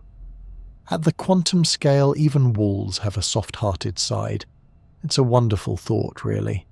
Nature allows for a little flexibility, a little forgiveness. What seems impossible from one perspective becomes merely improbable from another, and in a universe built on probabilities, improbabilities happen all the time. One of the most spectacular examples of tunneling takes place in the hearts of stars. In the core of the Sun, hydrogen nuclei, protons, are constantly trying to fuse together to form helium. But there's a problem. Each proton carries a positive electric charge, and like charges repel.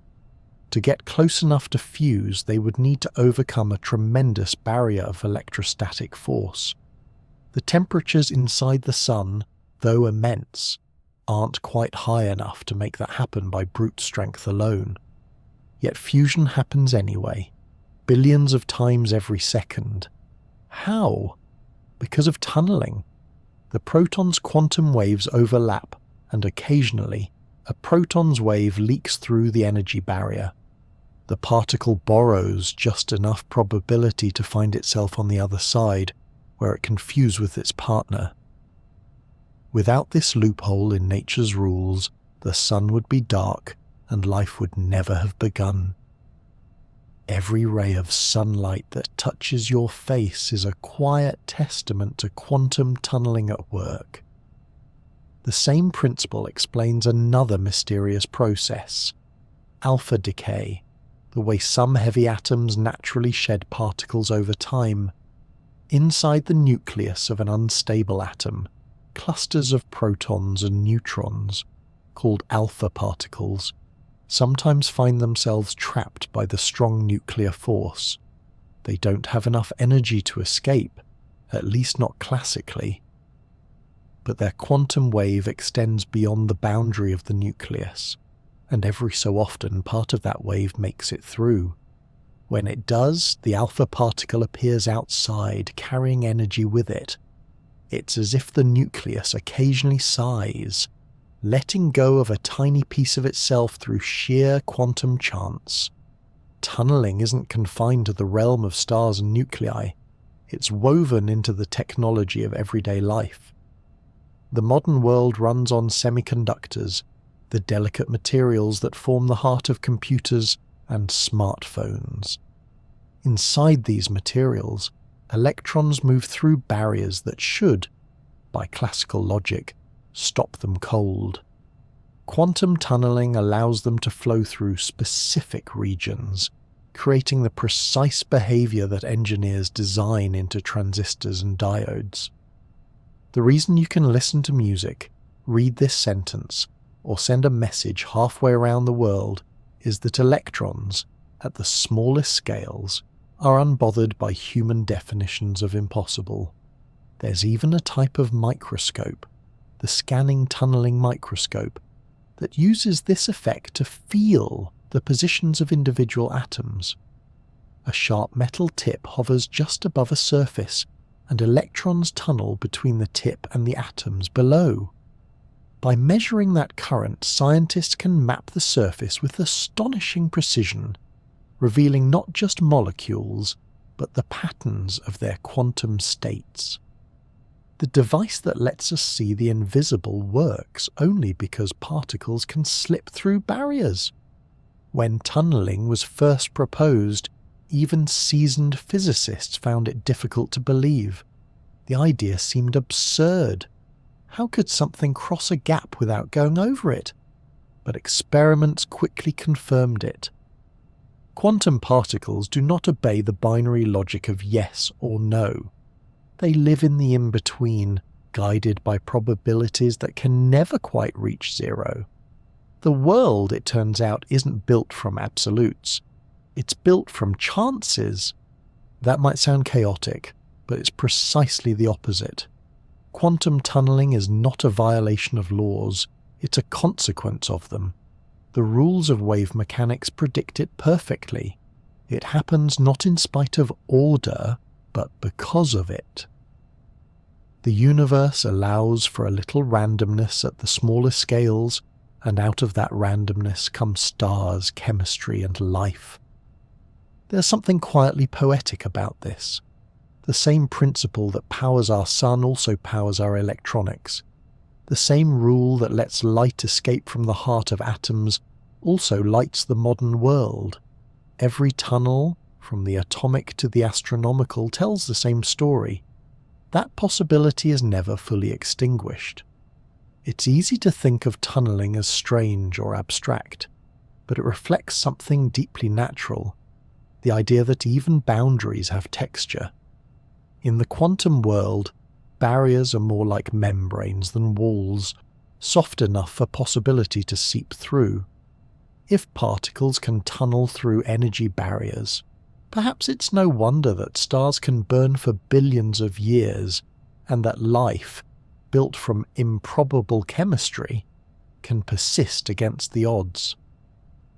When you zoom out and think of it this way, tunneling becomes less of a curiosity and more of a quiet act of generosity from the universe.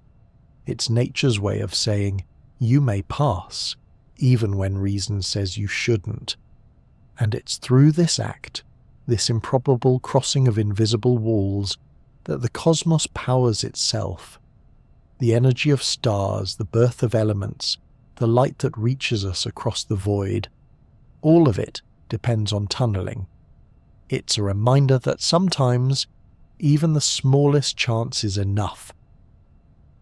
At the quantum scale, even walls have a soft-hearted side, and through that softness the universe keeps its fires burning. At the heart of every star, far beneath its glowing surface, there's a quiet miracle happening, one that depends entirely on the strange generosity of quantum physics.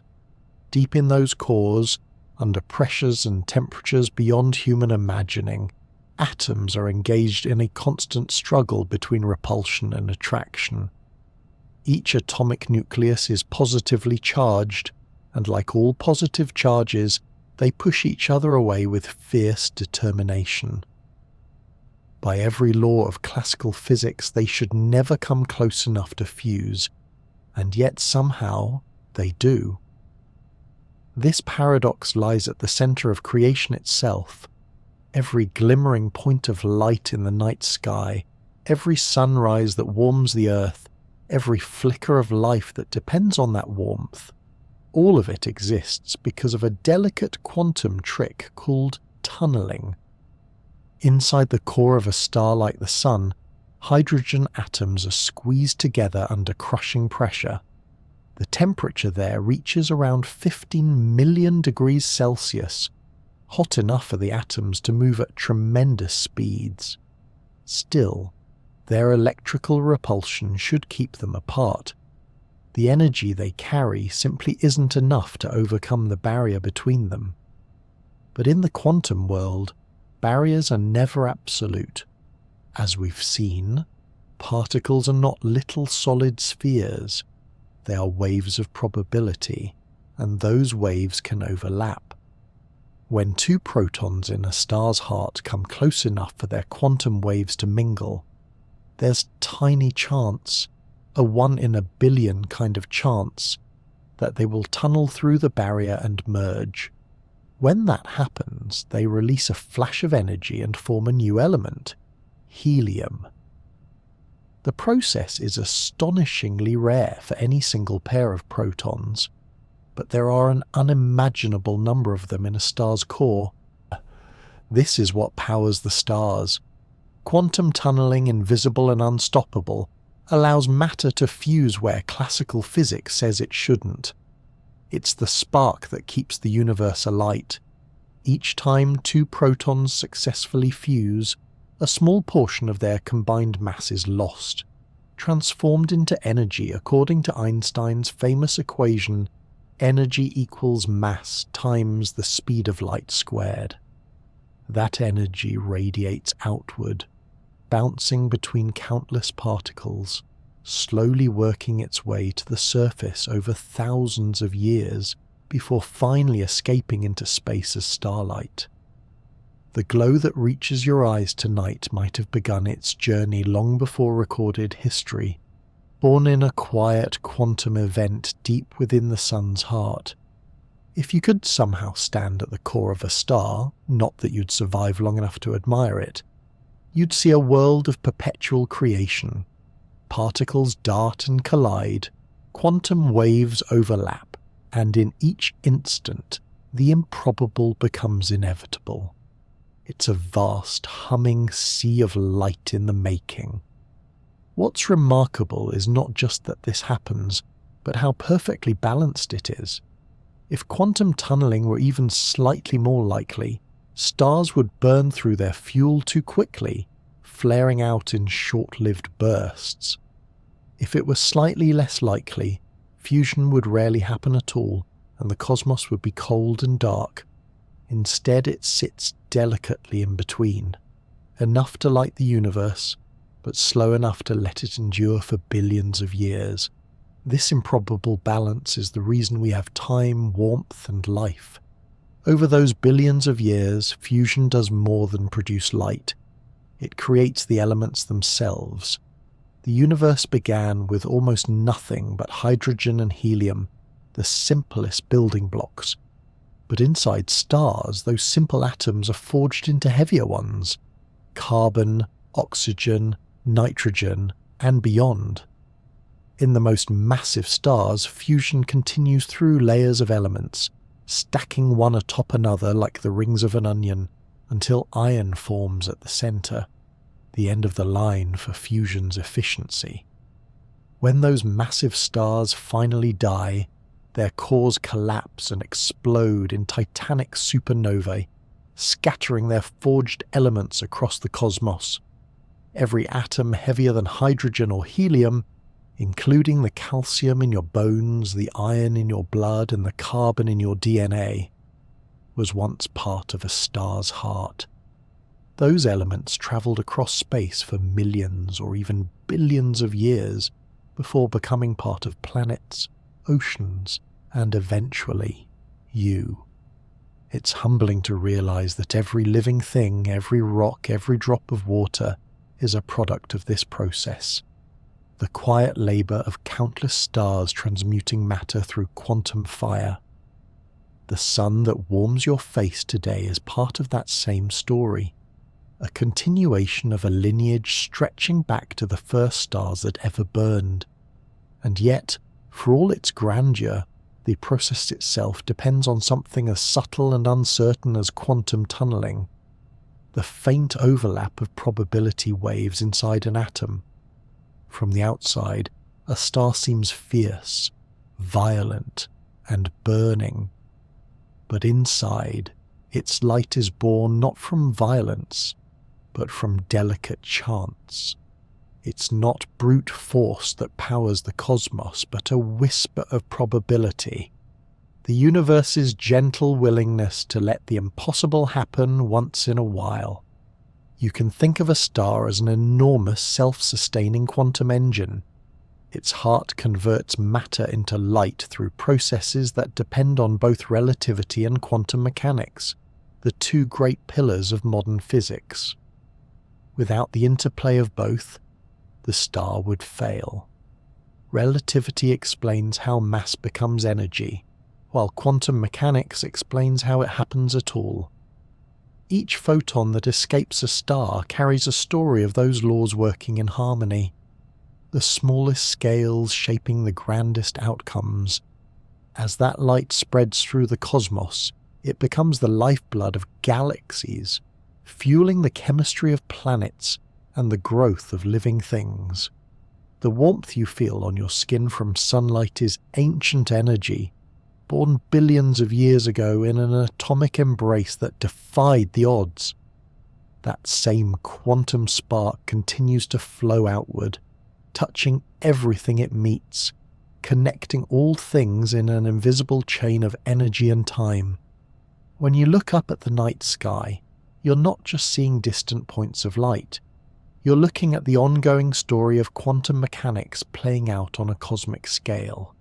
Each star is a living reminder that the rules governing the smallest particles can create the most magnificent structures. The dance of uncertainty at the heart of atoms has scaled up to illuminate galaxies. It's a beautiful irony that the universe's greatest certainty, the steady light of the stars, arises from its smallest uncertainty. The trembling of particles, the flicker of quantum probability, becomes the glow that fills the heavens. And perhaps that's the quiet lesson behind it all, that fragility and endurance aren't opposites. The most enduring light in the universe comes from the most delicate process imaginable. From trembling probabilities comes the strength to shine for billions of years.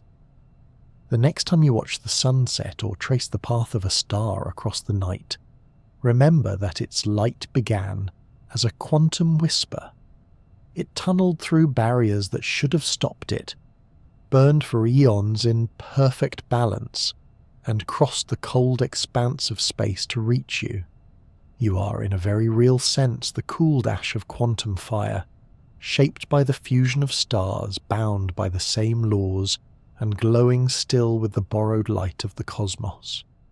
If the universe could take a deep breath, it would never exhale.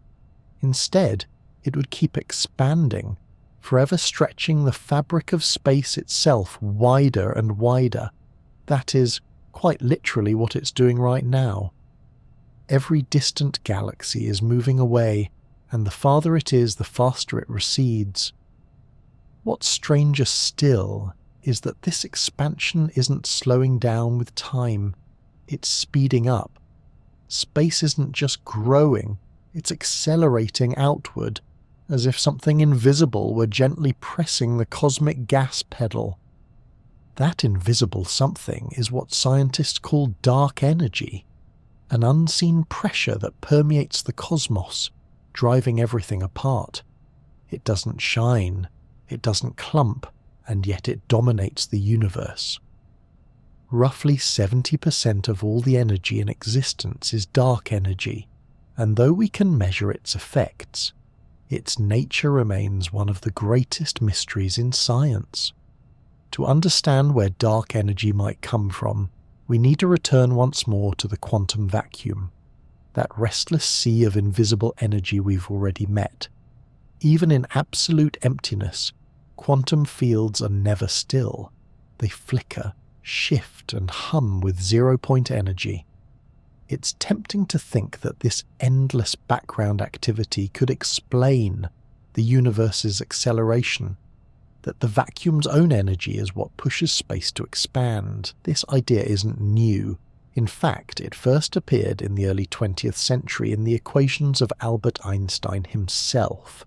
When Einstein formulated his general theory of relativity, the description of how gravity bends and shapes space, he found that the universe should naturally be expanding or contracting. But at the time, astronomers believed the cosmos was static, unchanging. To fix that, Einstein added a term to his equations, the cosmological constant. This constant acted like a built-in pressure of space itself, a kind of cosmic anti-gravity that could hold the universe in balance.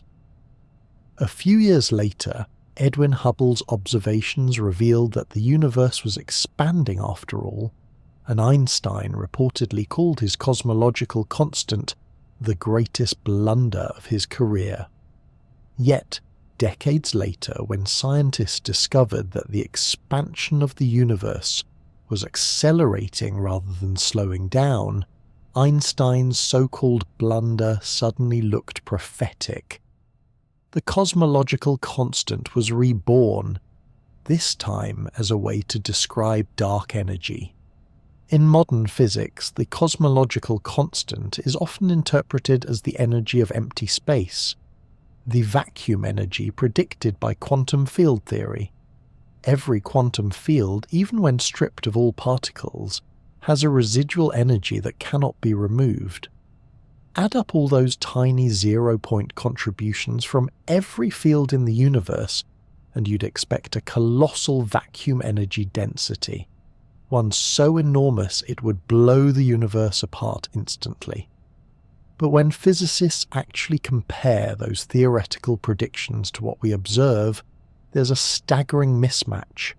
The numbers differ by a factor of roughly 1 followed by 120 zeros, perhaps the most embarrassing discrepancy in all of science. Somehow, the real vacuum energy is incredibly small, yet not zero, just small enough to let the universe expand slowly, gently, gracefully, instead of tearing itself apart in an instant. It's as if the cosmos has tuned itself with exquisite precision, balancing on the edge between stillness and explosion. You might picture it like a calm ocean that, despite being vast and deep, only ripples slightly at the surface. Beneath that stillness, unimaginable energy swirls unseen. Every cubic centimetre of space, even in the void between galaxies, contains this hidden hum, a faint residue of quantum activity that quietly shapes the destiny of everything. As space expands, it doesn't dilute that energy. Instead, the vacuum energy stays constant per unit of volume. So as the universe grows, there's more space for that energy to fill, and the total amount of dark energy increases. The result is a feedback loop. More space means more dark energy, and more dark energy means faster expansion. It's a gentle, unstoppable acceleration that stretches galaxies ever farther apart. Eventually, if this continues indefinitely, distant galaxies will vanish from view, slipping beyond the reach of light itself. The night sky will grow emptier over trillions of years, until only the nearest galactic neighbours remain visible. Future observers, if there are any, might never know that other galaxies ever existed. The expanding universe will quietly erase its own history. That may sound melancholic, but there's beauty in it too. The same vacuum energy that drives galaxies apart is also the reason the cosmos remains dynamic and alive. Without it, gravity might have pulled everything back together long ago. Instead, space itself stretches, powered by its own hidden energy, a quiet pulse woven into the fabric of existence. In a sense, the universe is both growing and resting at once. The galaxies drift apart, but within them stars are born, planets form and life unfolds. The expansion doesn't disturb local structures. It only stretches the space between them. From our small vantage point, the cosmos feels still, yet on a grand scale it's a living, breathing entity. Scientists continue to search for the true nature of dark energy. It might be a true cosmological constant, a fixed property of space itself, or it could be something dynamic, an evolving field that changes over time. Some theories even suggest that dark energy could one day weaken or reverse, leading to a big crunch, or grow stronger, tearing galaxies, stars and atoms apart in a big rip. For now, the evidence points toward constancy, a steady cosmic hum that has been present since the beginning. It's humbling to realize that what we call nothing may be the most powerful something of all. The vacuum, once dismissed as empty, has turned out to be a creative force, birthing particles, influencing gravity, and shaping the universe's fate. It's as if reality itself rests on an invisible ocean of energy, endlessly calm yet infinitely deep. Perhaps, in a poetic sense, dark energy is the universe's way of maintaining balance. Stars burn out, galaxies fade, but space itself carries on, quietly expanding, endlessly renewing. It's not an explosion, but a slow breath, an eternal unfolding that requires no fuel and no direction. When you look up at the night sky, every pinpoint of starlight exists against that expanding backdrop. The galaxies are not just drifting through space, the space between them is growing, and though we can't see the force behind it, we can feel its echo in the patterns of cosmic light, in the faint afterglow of the Big Bang, and in the very structure of the universe itself. In the end, dark energy reminds us that even the emptiest places are not truly empty. Space is not a void, but a medium, a silent fabric that hums with hidden energy. The same quantum fields that once gave rise to particles and light now shape the grandest architecture of the cosmos. The universe doesn't expand into anything. It expands within itself, carried outward by the invisible tide of its own being. Space itself stretches, powered by its own hidden energy. And in that slow, ceaseless motion, the cosmos keeps time with a rhythm older than stars, softer than silence, and deeper than imagination. Every galaxy, every cluster of stars, every breathtaking swirl of cosmic structure you see in the night sky, all of it began as a whisper, a tremor, a tiny, unpredictable fluctuation in an almost perfectly uniform early universe. If you could have seen the cosmos in its infancy, it would have looked like a smooth, glowing mist of energy, expanding rapidly, almost featureless. And yet, hidden within that calmness, quantum physics was quietly sketching the outlines of everything that would one day exist. The early universe was a restless place, a frothing sea of energy fields flickering in and out of equilibrium. Quantum mechanics tells us that even in perfect emptiness, energy cannot be completely still. There's always a bit of jitter, a tiny, unavoidable uncertainty in how much energy any given region of space holds. These are called quantum fluctuations, and they are the smallest imaginable irregularities, smaller than atoms, smaller even than the particles that make atoms. On their own, such fluctuations would seem meaningless, random jitters that average out to nothing. But in the first fractions of a second after the Big Bang, something extraordinary happened. The universe itself underwent a sudden burst of expansion known as cosmic inflation. Space expanded faster than light, not moving through space, but stretching space itself, inflating these tiny quantum ripples to cosmic scales. The minuscule bumps in energy became vast regions with slightly more or less matter than their neighbours. It's astonishing to realise that the grand architecture of galaxies began as quantum noise, the universe's own fidgeting, magnified across eternity. Galaxies are what happens when the universe can't stop fidgeting. Once inflation ended, the universe continued to expand, but more slowly. The energy from inflation transformed into particles and radiation, the hot plasma of the early cosmos. The regions that were ever so slightly denser began to attract more matter through gravity, while slightly thinner regions lost some. Over millions of years, this imbalance grew.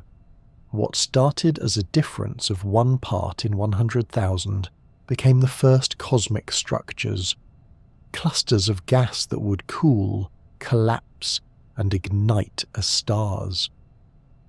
In a way, galaxies are fossils of quantum physics.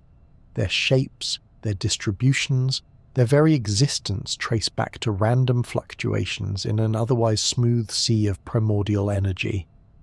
Every spiral arm of stars, every glowing nebula, every planet that would someday circle a sun, all of it can be traced to those original quantum ripples. We have a snapshot of that moment frozen in the sky, the cosmic microwave background.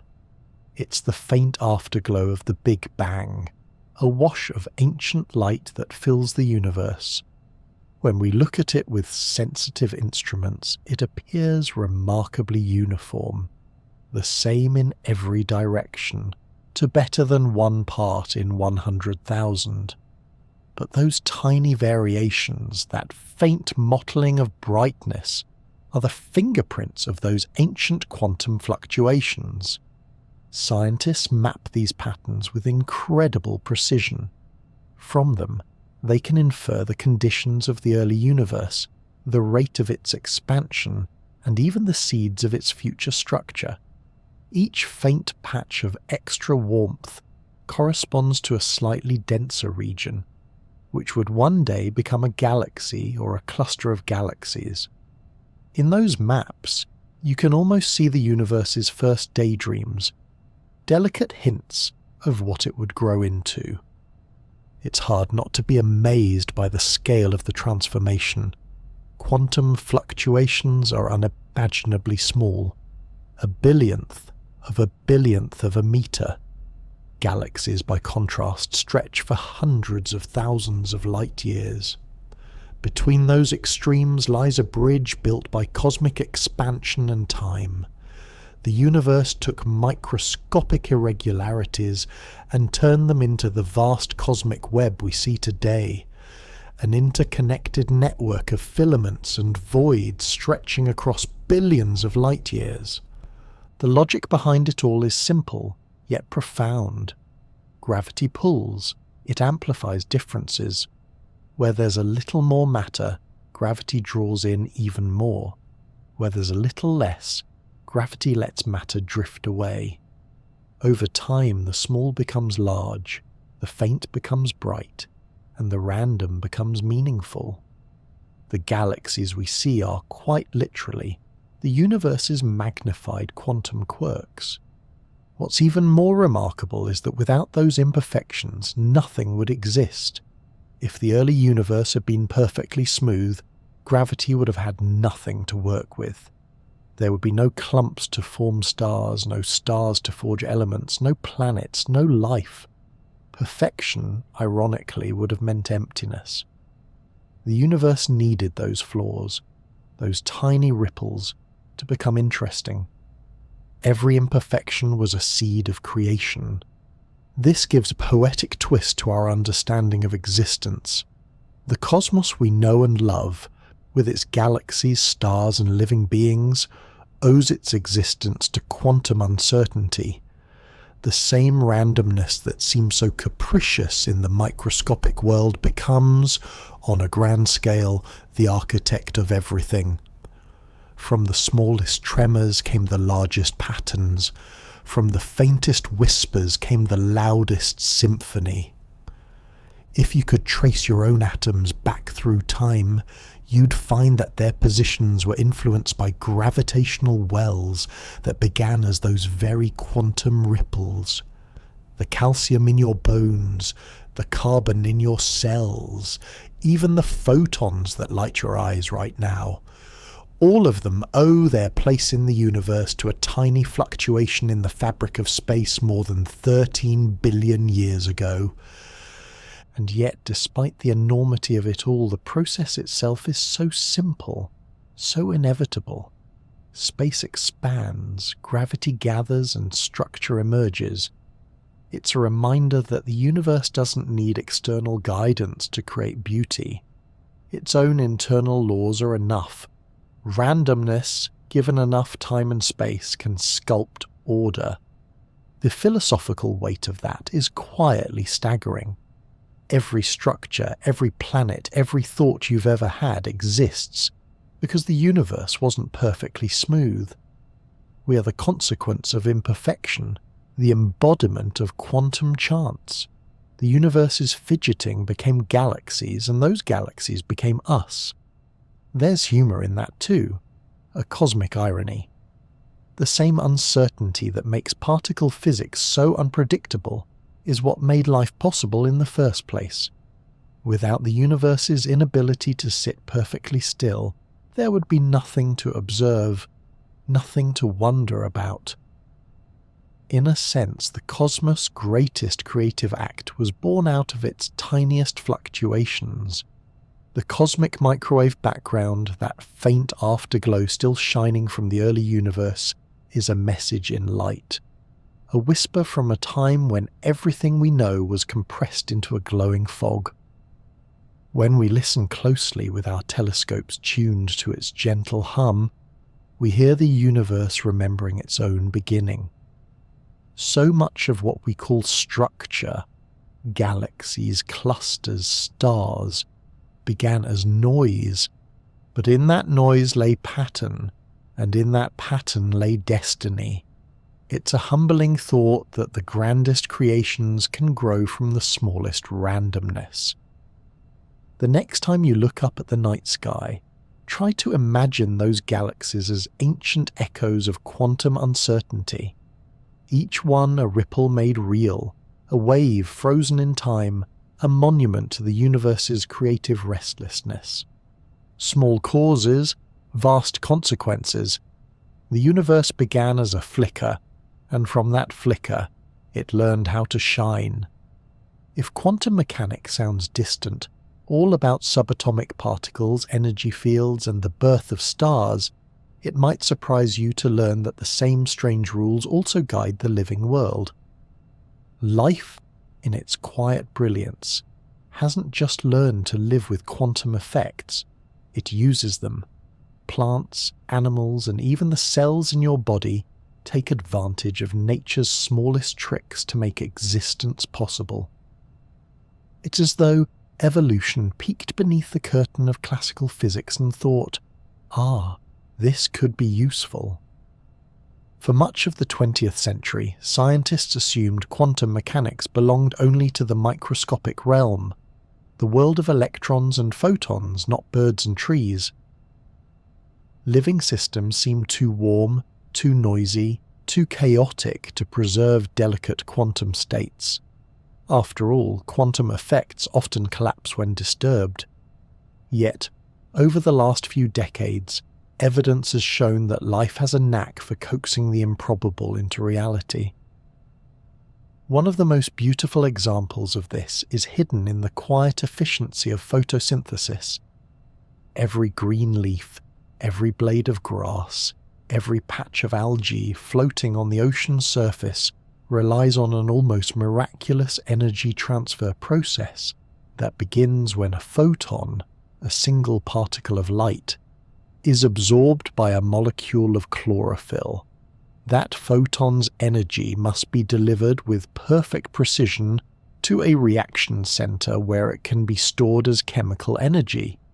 In the classical view, the photon's energy would bounce randomly from molecule to molecule until it found its destination, a slow and inefficient process. But nature has found a better way. Experiments have revealed that during this transfer the energy doesn't choose a single path. It explores all possible paths at once, in a state of quantum coherence. The energy wave ripples through the leaf's molecular structure like a symphony of possibilities, sampling every route simultaneously, then settling on the most efficient one. It's like a traveller trying to find the quickest route through a maze, but instead of wandering around aimlessly, they split into a million versions of themselves, explore every path in parallel, and instantly reunite on the best road. That's quantum mechanics in action, and plants do it effortlessly, every second of every day. This coherence lasts for only trillionths of a second, yet it's enough to boost the efficiency of photosynthesis far beyond what classical physics predicts. It's nature's way of whispering that the quantum world isn't just strange, it's astonishingly practical. But plants aren't the only masters of quantum art. Some birds, particularly migratory species like the European robin, appear to navigate across entire continents using quantum entanglement. For years, scientists wondered how birds could sense Earth's magnetic field with such precision. They don't carry compasses, and the field is far too weak to detect through nerves or muscle. The answer seems to lie in their eyes. Inside the retinas of certain birds, there are molecules called cryptochromes. When struck by light, these molecules form pairs of electrons whose spins become entangled, linked in such a way that what happens to one affects the other instantly, even when separated. The alignment of Earth's magnetic field influences the rate at which these entangled states change, subtly altering the chemical signals the bird's brain receives. In essence, the bird can see the magnetic field not as a colour but as a shifting visual pattern overlaid on its ordinary vision. Imagine flying thousands of kilometres through fog and darkness, guided not by landmarks but by the invisible hum of the planet itself. That's quantum navigation, fragile, improbable, yet exquisitely real. The thought of life using entanglement might sound like science fiction, but experiments in controlled environments have supported the idea. The quantum link in cryptochrome molecules seems to persist long enough to influence biological processes, defying the notion that warm, wet systems can't host such delicacy. The robin, without ever knowing it, has become a natural quantum experiment in flight. And it's not just plants and birds. Even the enzymes that make chemistry run inside your cells rely on quantum effects to do their jobs efficiently. Enzymes are nature's molecular machines, catalysts that speed up chemical reactions, often by factors of millions or billions. They do this by guiding tiny particles like electrons or protons from one molecule to another, but sometimes the barriers between those molecules are too wide for the particles to cross by classical means. So, what does nature do? It tunnels through. Just as in the quantum tunneling that powers the sun's fusion, particles inside enzymes can penetrate energy barriers they shouldn't be able to cross. Instead of climbing over the wall, they simply appear on the other side, making reactions happen far faster than they otherwise would. This process, known as quantum tunneling, underlies everything from how we metabolize food to how our DNA is repaired. Life, it seems, dances effortlessly along the edge of the quantum world. Even processes like smell may have a quantum dimension.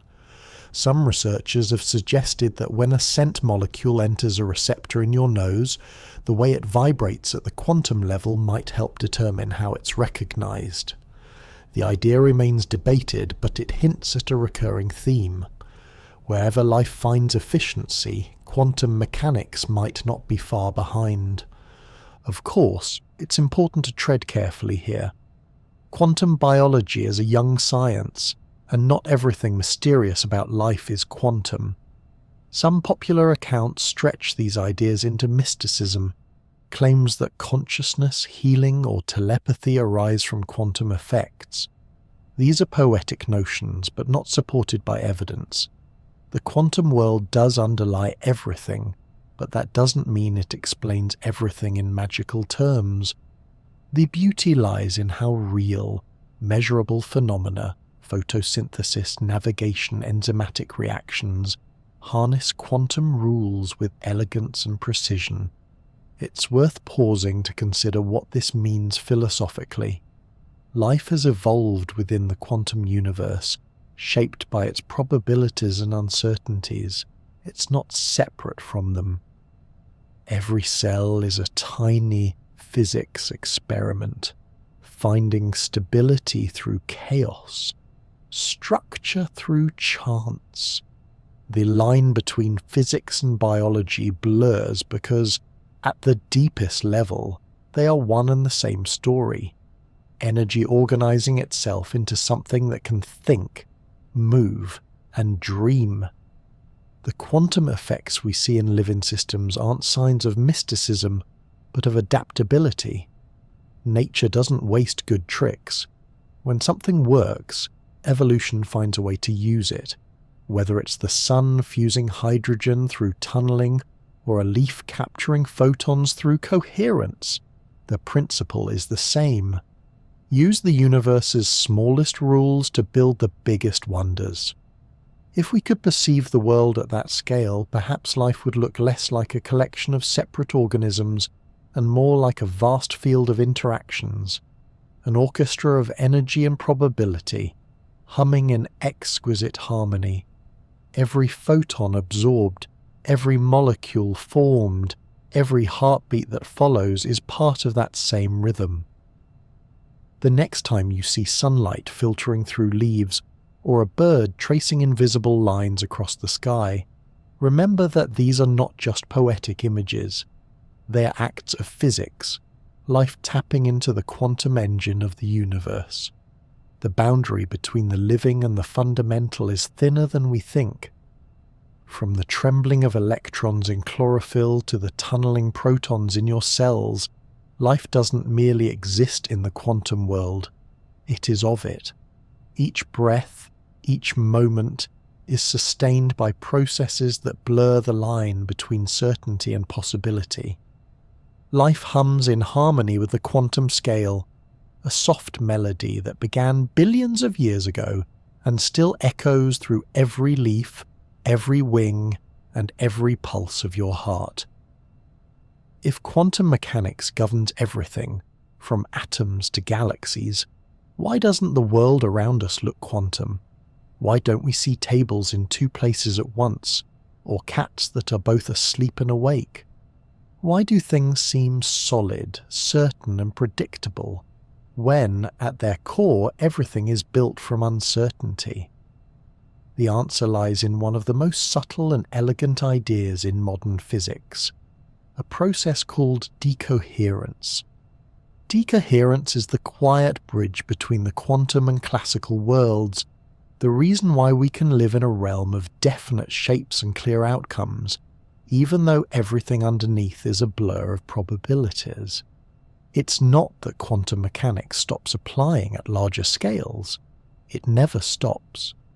Instead, as systems grow bigger, they become entangled with their surroundings in such a way that the delicate quantum behavior we associate with particles, superposition, interference, entanglement, becomes effectively invisible.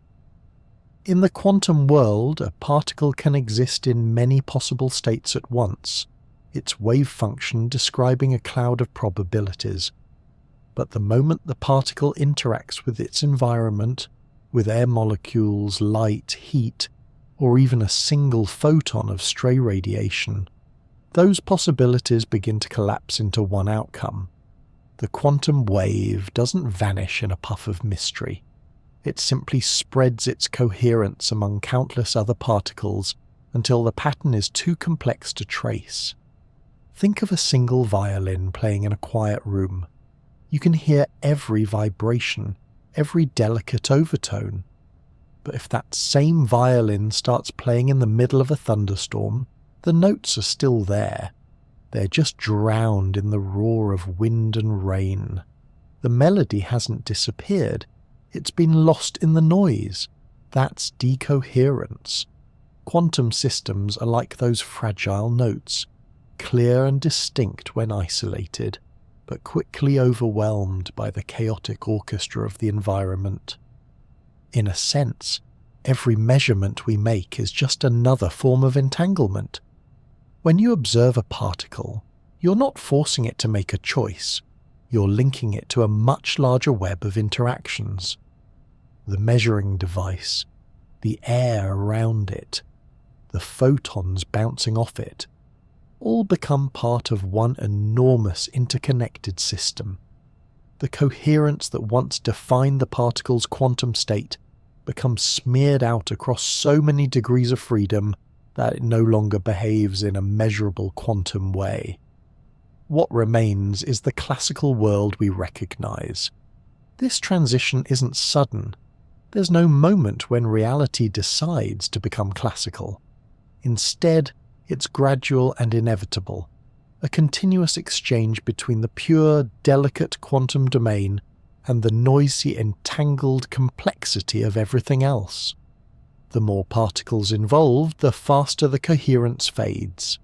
A single electron can remain quantum for ages, a dust grain for nanoseconds, a cat for even less.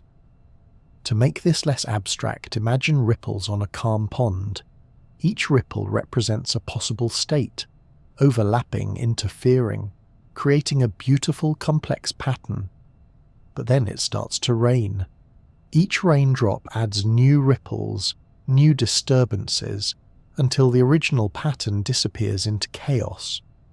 The pond hasn't stopped being made of water, it's just too disturbed for the original waves to be seen.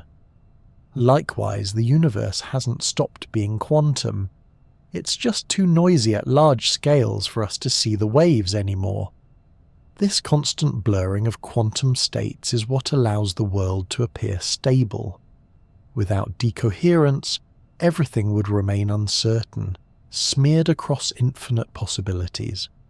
But thanks to interactions with the environment, those possibilities are constantly being narrowed down, not through some magical collapse, but through the simple statistical washing out of interference. Macroscopic calm is built from microscopic confusion, and yet for all its serenity, decoherence is not destruction. The quantum information isn't gone, it's just dispersed. In theory, if you could perfectly track every particle in the environment, every photon, every vibration, you could reconstruct the original quantum state. In practice, though, that's impossible. The universe's information web is far too tangled for any observer to unwind.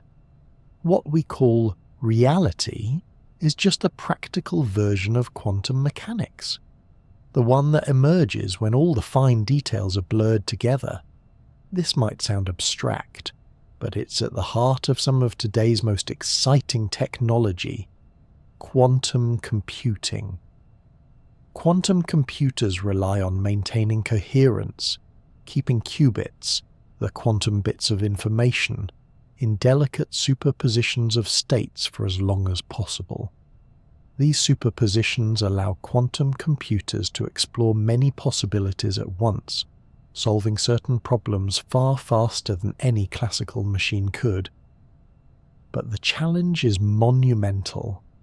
Every stray vibration, every whisper of heat, every cosmic ray that touches a qubit threatens to destroy its coherence.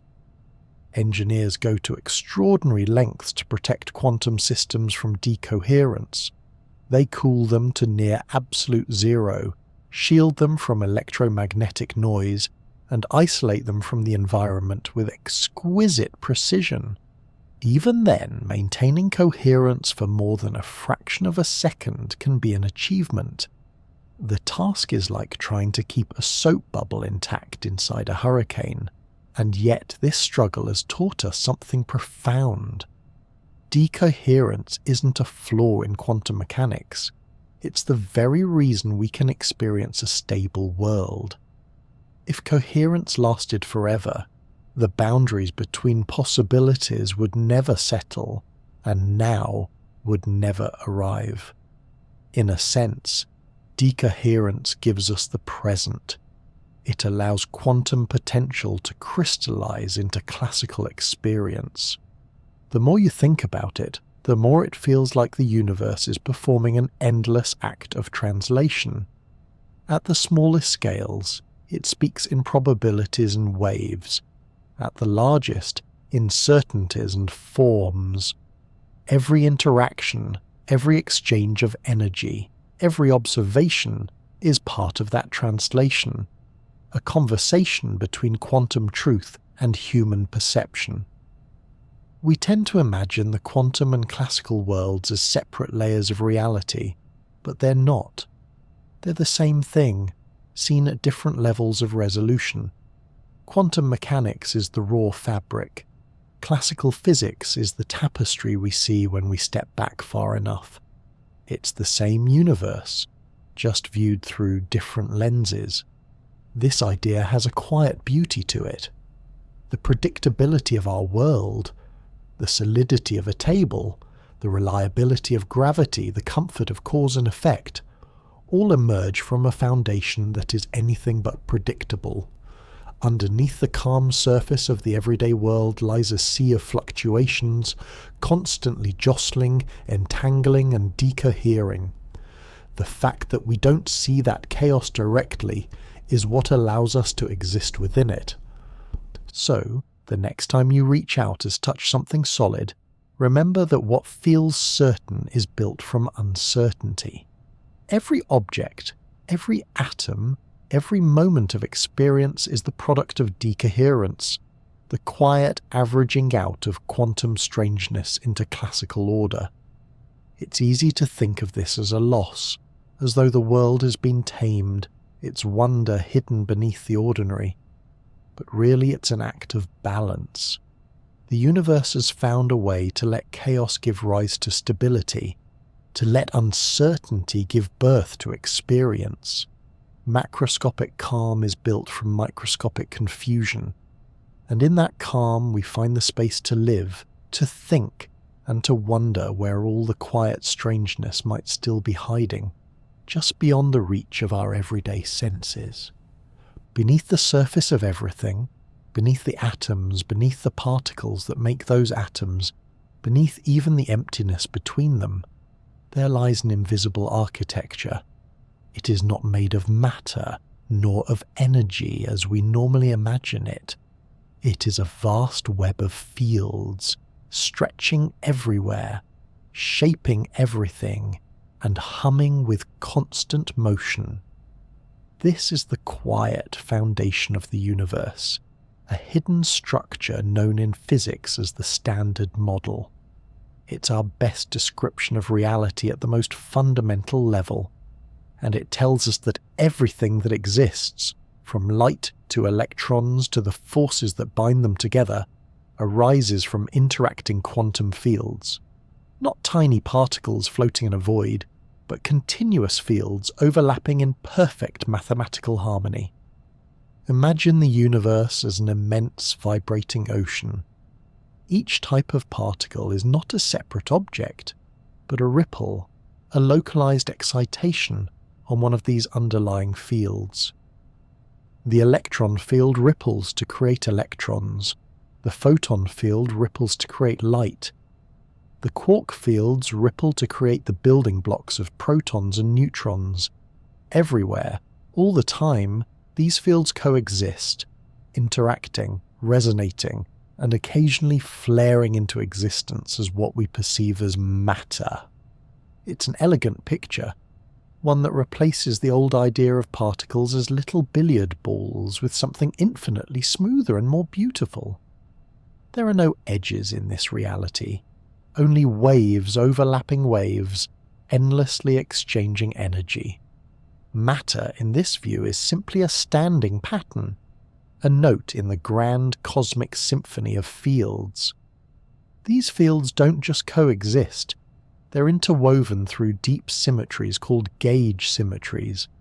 In everyday language, a symmetry means something that stays the same when you change how you look at it, like a snowflake remaining perfect no matter how you rotate it.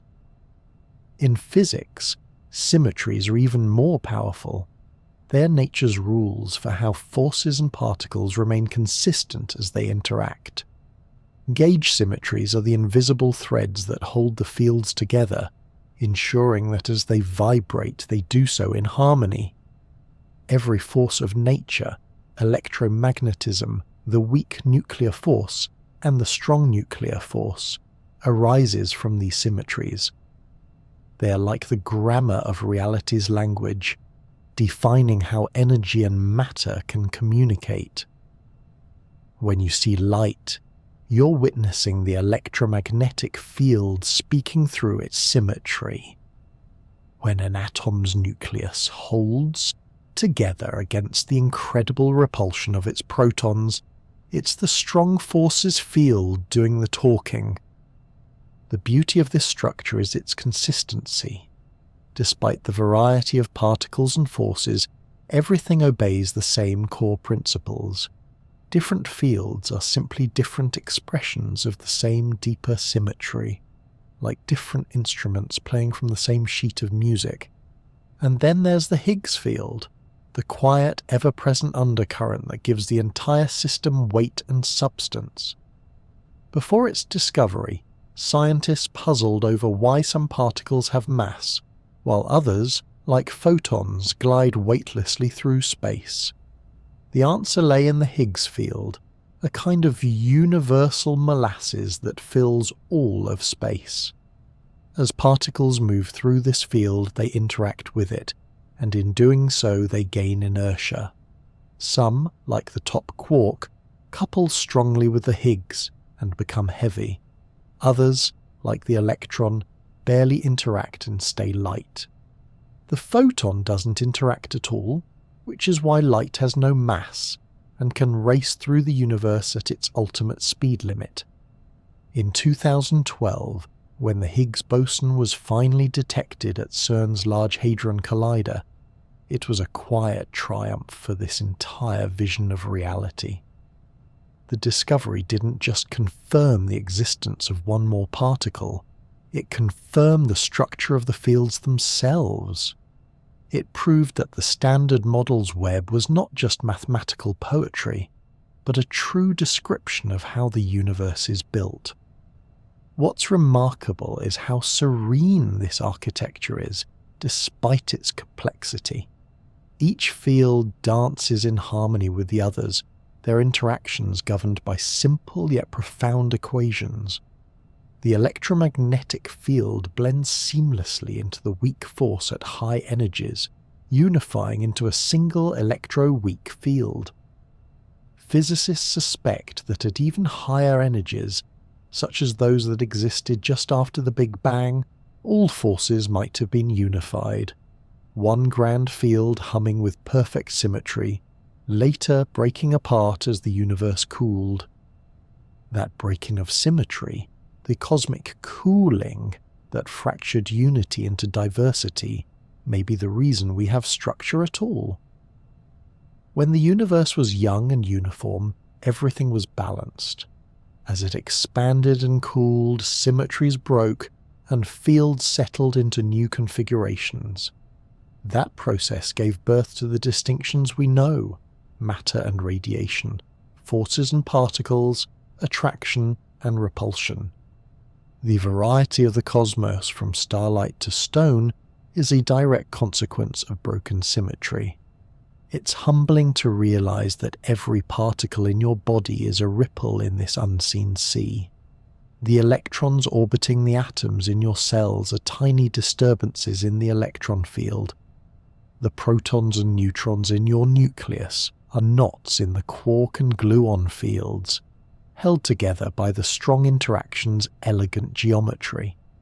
Even the gravity that binds you to the Earth, though not yet fully understood in quantum terms, may one day fit into this same framework, another note in the symphony of fields.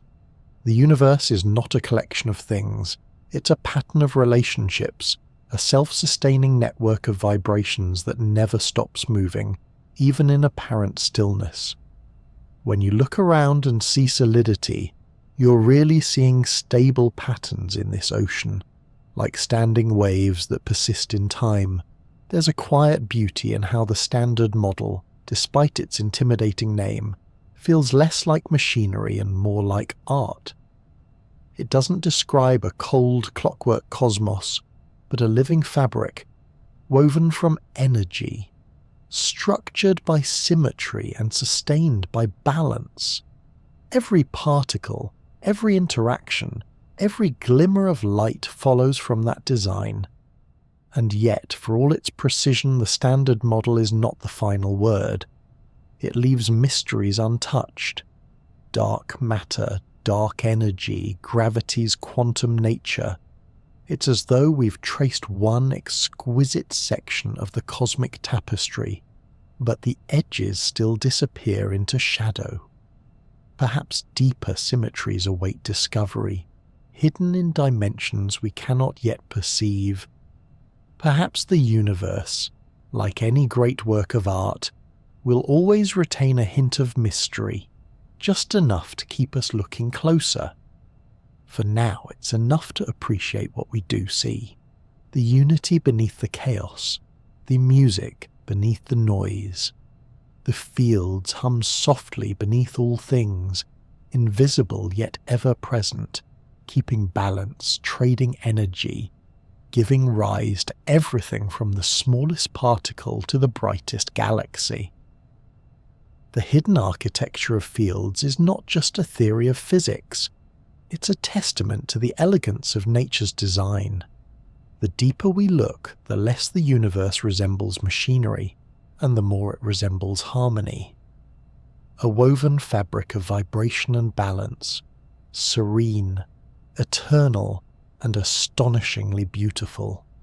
Before there were stars, before there was light, before even space and time had meaning, there may have been only a tremor, a whisper in the quantum fabric of nothingness. It is one of the most profound questions that science has ever dared to ask. If energy cannot be created or destroyed, then how did everything begin? How did the entire universe emerge from what seems to be absolute emptiness? To begin imagining that, we have to let go of the everyday meaning of nothing. In the language of quantum physics, nothingness is not a flat, silent void. It's more like a restless sea, filled with invisible energy and fleeting fluctuations. Even in perfect vacuum, the quantum fields never truly sleep. They quiver, shift, and exchange energy for the briefest instants of time, creating pairs of particles that appear and vanish again before the universe even notices. This restless state is called quantum vacuum fluctuation, and it may hold the secret to how something came from nothing. At unimaginably small scales, such fluctuations are constant, a cosmic jitter that never entirely settles. And if the early universe was once small enough, far smaller than a proton, far denser than any star, then those fluctuations would not have been side effects. They would have been the main event. It's possible that the Big Bang itself was triggered not by an external cause, but by a quantum fluctuation in the primordial vacuum magnified into existence by its own energy. In this view, creation wasn't a moment when something violated the laws of physics. It was a moment when the laws themselves allowed a spontaneous transition, a shift from potential to reality. Quantum theory permits such transitions, so long as the total balance of energy remains zero. If that sounds paradoxical, imagine a simple scale. On one side sits positive energy, matter, radiation, motion. On the other side sits negative energy, the gravitational pull that binds everything together. When you add them up, the universe may, astonishingly, equal nothing at all. That is the essence of the free universe hypothesis, that the cosmos could arise spontaneously without violating conservation laws, because the sum total of its energy is perfectly balanced. The expansion of space creates gravitational energy that offsets the energy stored in matter and light. It's like an intricate accounting trick at the heart of creation. Everything from nothing, yet nothing lost. During the universe's earliest moments, this delicate balance may have been supercharged by an event called cosmic inflation. Inflation is the idea that, in the first fraction of a second after the Big Bang, the universe expanded exponentially, faster than light, faster than thought, stretching quantum ripples into vast structures. The energy driving that expansion likely came from the vacuum itself, a form of stored energy associated with a field that permeated all space. When that vacuum energy released, when the inflation field decayed, it unleashed an immense flood of particles, radiation, and structure. The universe heated, glowed, and began to evolve into the cosmos we now observe. Every star, every atom, every heartbeat that would ever exist began as a flicker in that burst of expansion. Inflation didn't just make the universe large, it also made it smooth. Quantum fluctuations, amplified to cosmic scale, became the seeds of galaxies. The same tiny jitters that once defined the behavior of particles now define the distribution of stars across billions of light years. The fingerprints of those first quantum ripples are still visible today in the cosmic microwave background, the faint afterglow of creation that fills the night sky. It's humbling to realize that the grand structures of the universe, clusters of galaxies, webs of matter, the very existence of cosmic order, were sculpted by randomness. The largest patterns we can see owe their existence to the smallest uncertainties imaginable. When we think of the Big Bang, it's easy to imagine an explosion happening somewhere in pre-existing space. But that image is misleading. The Big Bang didn't happen in space, it created space. Before it, there was no where or when. Time itself unfurled along with the universe. Asking what came before the Big Bang is like asking what's north of the North Pole. The question loses meaning because the coordinate system itself ends. And yet, quantum mechanics allows us to explore even this conceptual edge. Some cosmologists propose that our universe could have emerged from a prior quantum state, a timeless, probabilistic foam where universes constantly flicker into and out of being. Most of them vanish almost instantly, their expansion collapsing before it begins. But once in a while, a fluctuation crosses a threshold and inflates, creating a full-fledged cosmos, self-contained, self-sustaining, and complete. It's possible then that our universe is just one bubble in a vast eternal sea of quantum creation. Each bubble would have its own laws of physics, its own constants, its own story. Most would fade quickly. A few, like ours, might grow old enough to give rise to galaxies, planets, and the strange phenomenon of beings who can ask where they came from. If this is true, then the Big Bang wasn't the beginning of everything, but the beginning of our patch of everything. One verse in a cosmic symphony that has no final note. This perspective leads to a quietly astonishing realization. Existence itself may not require an external cause. The universe might simply be what happens when potential meets probability.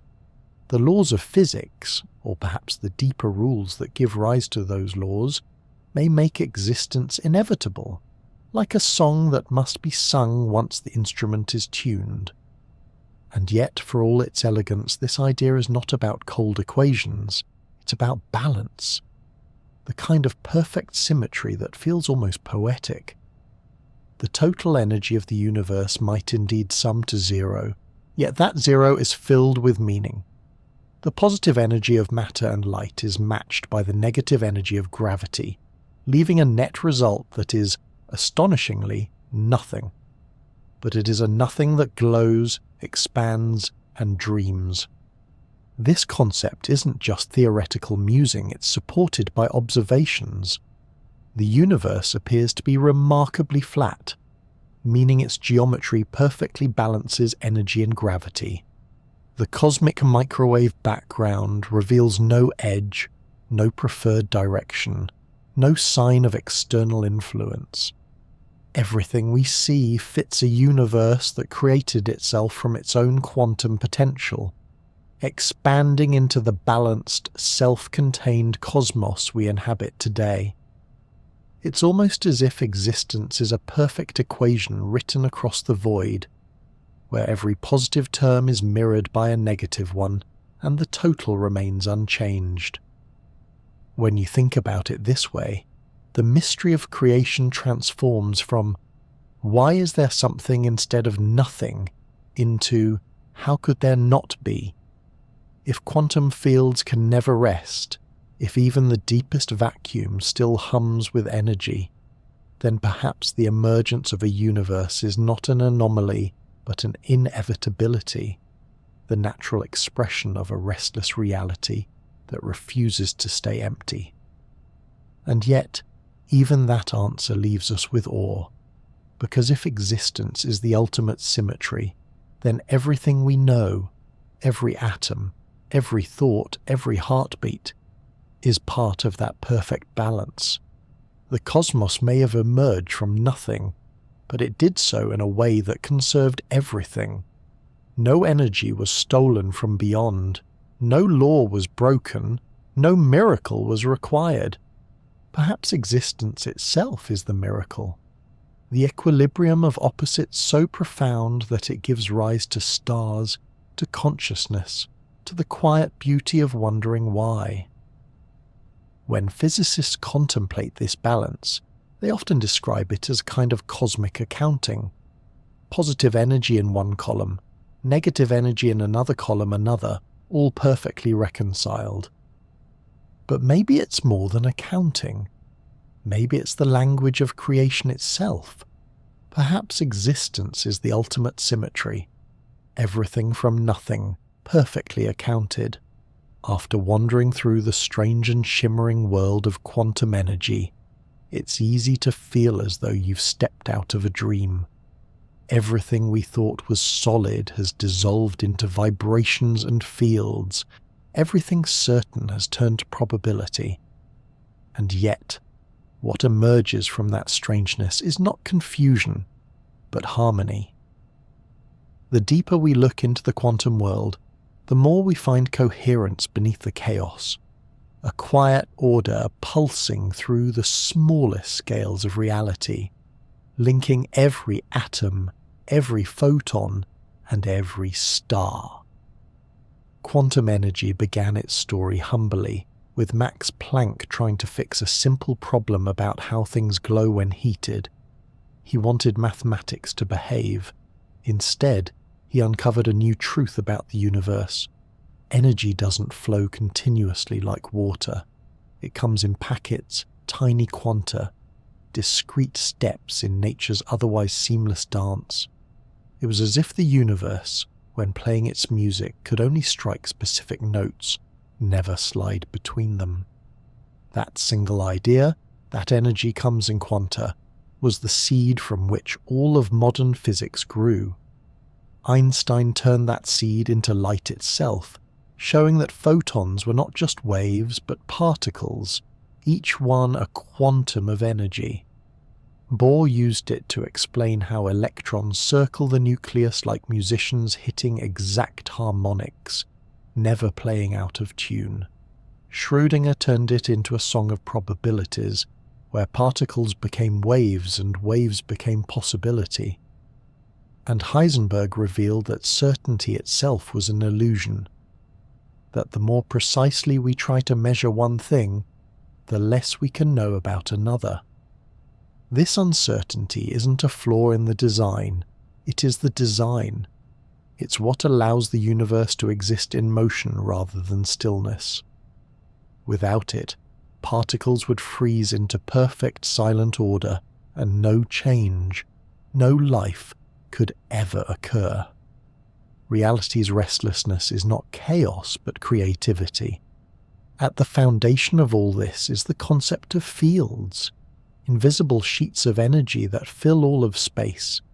Everything we see, from light to matter to heat, is a ripple in one of these fields. You're made of ripples in the electron field, held together by ripples in the gluon field, warmed by ripples in the photon field. Space isn't an empty container, It's a living ocean of interaction, and within that ocean, energy never disappears, it only changes form. That's the law of conservation, one of the simplest and most profound truths in science. No matter what happens, a star collapsing, a leaf growing, a thought forming in the human brain, the total energy of the universe remains constant. It can stretch, shift, radiate, or transform, but never be lost. Even when matter seems to vanish, as in the annihilation of particles, its energy reappears in another form. The universe keeps perfect books. In this light, existence begins to look like a great circulation, a ceaseless exchange between forms of energy. The photons streaming from distant galaxies were once locked inside atoms forged in stars. Those atoms were built from energy released in the early universe. That energy in turn emerged from quantum fluctuations in the void, and some of it, after billions of years of cosmic recycling, now powers the cells in your body. You are, quite literally, made of ancient light. Energy slowed, organized, and condensed into thought. It's a humbling idea, and a funny one too.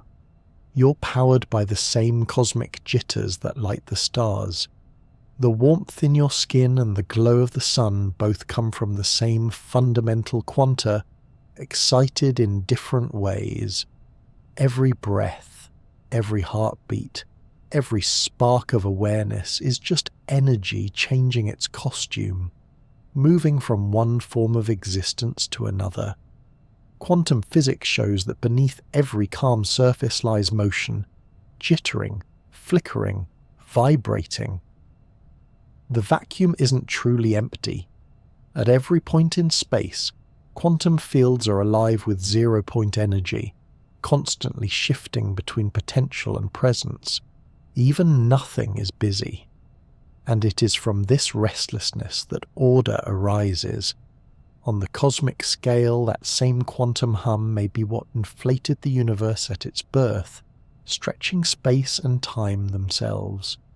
Tiny fluctuations magnified by cosmic expansion became galaxies, stars, and the atoms in your body. The infinite quiet of the early vacuum became the chorus of existence. From nothing came everything, not through miracle, but through balance. Positive and negative energy, matter and gravity, perfectly countered so that the sum remains zero. It's a breathtaking symmetry. Every motion in the universe is part of this balancing act. The light of stars is balanced by the pull of gravity. The expansion of the cosmos is offset by its invisible curvature. On every scale, energy flows like a tide. Never gained, never lost, always transformed. The result is a reality that sustains itself, powered by its own harmony. The more we study quantum energy, the clearer it becomes that we live not in a world made of things, but in a world made of relationships. Fields interacting with fields, waves overlapping, probabilities blending. The solidity of a table, the sharpness of light, the persistence of memory, all are manifestations of patterns, not particles. Matter is what happens when energy dances in formation, and what a dance it is. From the smallest particle to the largest galaxy, the universe moves in rhythm with itself. Electrons leap between energy levels, emitting photons that race through space, strike another atom, and set off the next event. Stars fuse hydrogen into helium, releasing light that travels for billions of years to fall upon a planet that uses that same light to grow forests and fuel life. Even thought, that flicker of consciousness, is electrical energy rearranging itself in the quantum web of your neurons. The entire cosmos is one vast network of exchange. There is no stillness anywhere, not truly. Even at absolute zero, the lowest possible temperature, quantum energy continues to hum softly beneath the silence. Reality never sleeps. Perhaps that's why we find such peace in contemplating it. The universe's order doesn't arise from control, but from constant movement. It's a kind of balance that includes uncertainty, a stability born of impermanence. We don't need to understand every equation to feel the wonder of that. It's enough to know that even the quietest moment, even the stillest night, is alive with hidden motion. When you think of quantum energy not as an abstract theory, but as the pulse of everything, it becomes something deeply personal. The energy in your body once shone in stars. The carbon in your cells was forged in stellar cores. The light that lets you see these words began its journey millions of years ago, and when it fades, its energy will still exist, transformed, never lost. That's the most astonishing truth of all. Energy connects everything that ever was or will be. It's the thread that ties together atoms, stars, galaxies, and life itself. It has no beginning and no end, only transformations. Every sunrise is recycled starlight. Every heartbeat echoes ancient fusion. Every flicker of thought is powered by the same energy that first rippled through the void before time began. Science, for all its precision, has a quiet poetry. When we trace energy from its quantum origins to our own existence, we're not just learning about physics, we're glimpsing the unity of reality itself. The boundary between you and the universe dissolves, and you begin to see that they are not separate. You are a pattern woven from the same fields that fill all of space. It's tempting to wonder whether the universe knows it's alive, or perhaps it doesn't need to.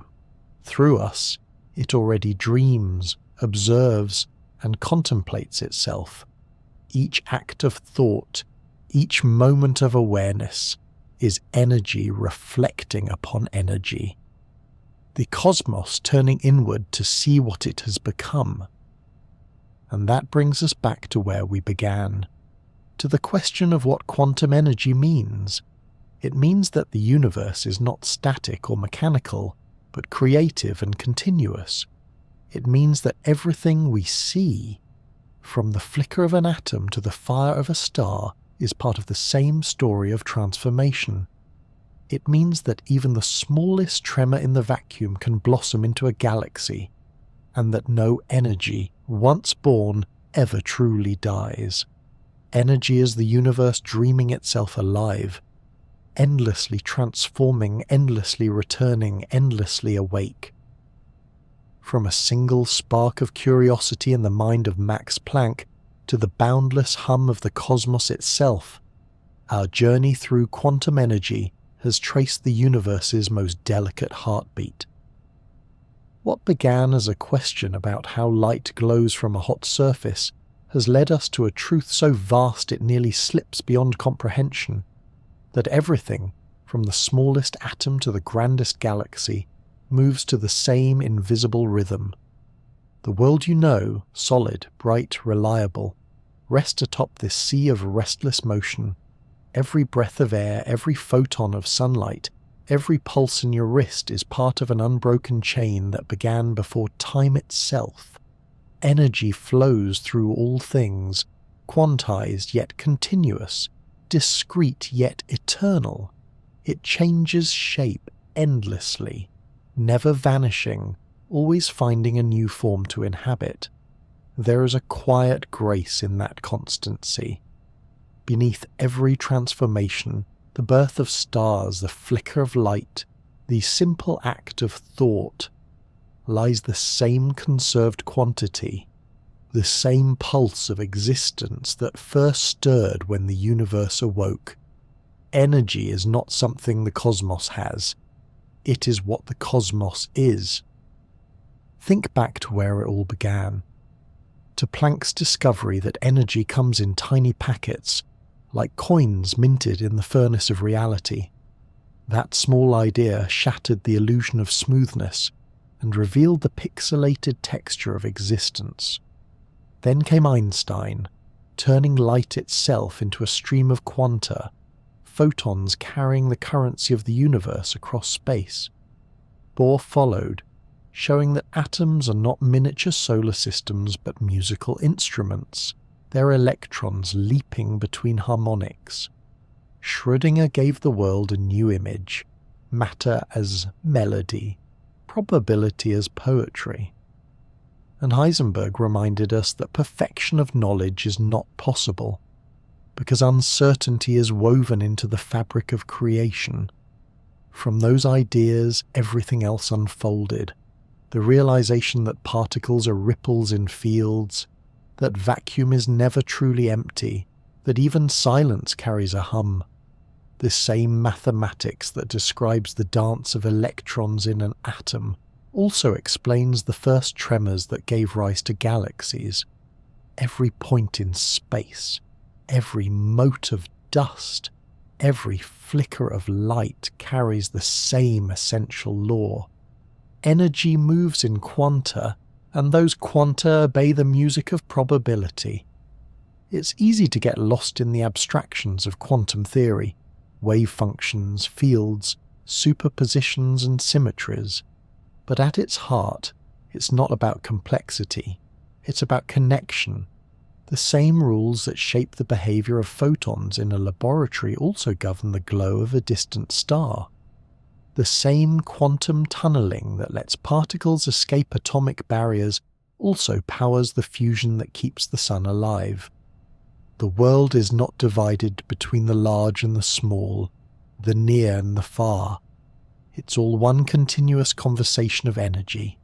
Even the emptiness between stars is alive with potential. Space is not void but vibrant, trembling with zero-point energy, pregnant with possibility. Out of this trembling came the universe itself, born not from something, but from balance, from perfect symmetry between the positive and the negative, the visible and the unseen. The cosmos does not need a spark from beyond to begin. It carries its own ignition within. And yet, for all its motion, there is a strange serenity to the universe. The fields hum, but they hum in harmony. Forces balance, probabilities smooth into patterns, and from the chaos of quantum noise, order emerges. Galaxies spiral in quiet perfection. Stars burn for billions of years with steady light. Life arises from the interplay of randomness and rule, and eventually that life looks back at the sky and wonders how it all began. You're part of that reflection. You are the universe observing its own energy through the lens of consciousness. Every thought, every heartbeat, every dream is another expression of quantum energy, organized, momentary, and infinitely precious. You're not outside the physics that governs the cosmos. You're that physics slowed and softened into life. It's comforting to realize that in a universe ruled by uncertainty, conservation offers a quiet promise. Nothing is ever truly lost. The energy that fuels your body was once starlight. The atoms that build you were once plasma drifting in the newborn cosmos. When your energy returns to the world, it will take new forms, perhaps as heat, as light, as growth in something else. In the great exchange of existence, nothing is wasted, and nothing truly ends. Perhaps that's what makes quantum energy so calming to contemplate. It doesn't suggest chaos or randomness, but rather an endless continuity. Even when things dissolve, they persist in new patterns. Even when silence falls, motion continues underneath. The universe never truly stops moving. It only softens its voice. That quiet is everywhere, if you listen. In the gentle pull of gravity holding you to earth, in the shimmer of sunlight on water, in the slow rotation of galaxies billions of light years away.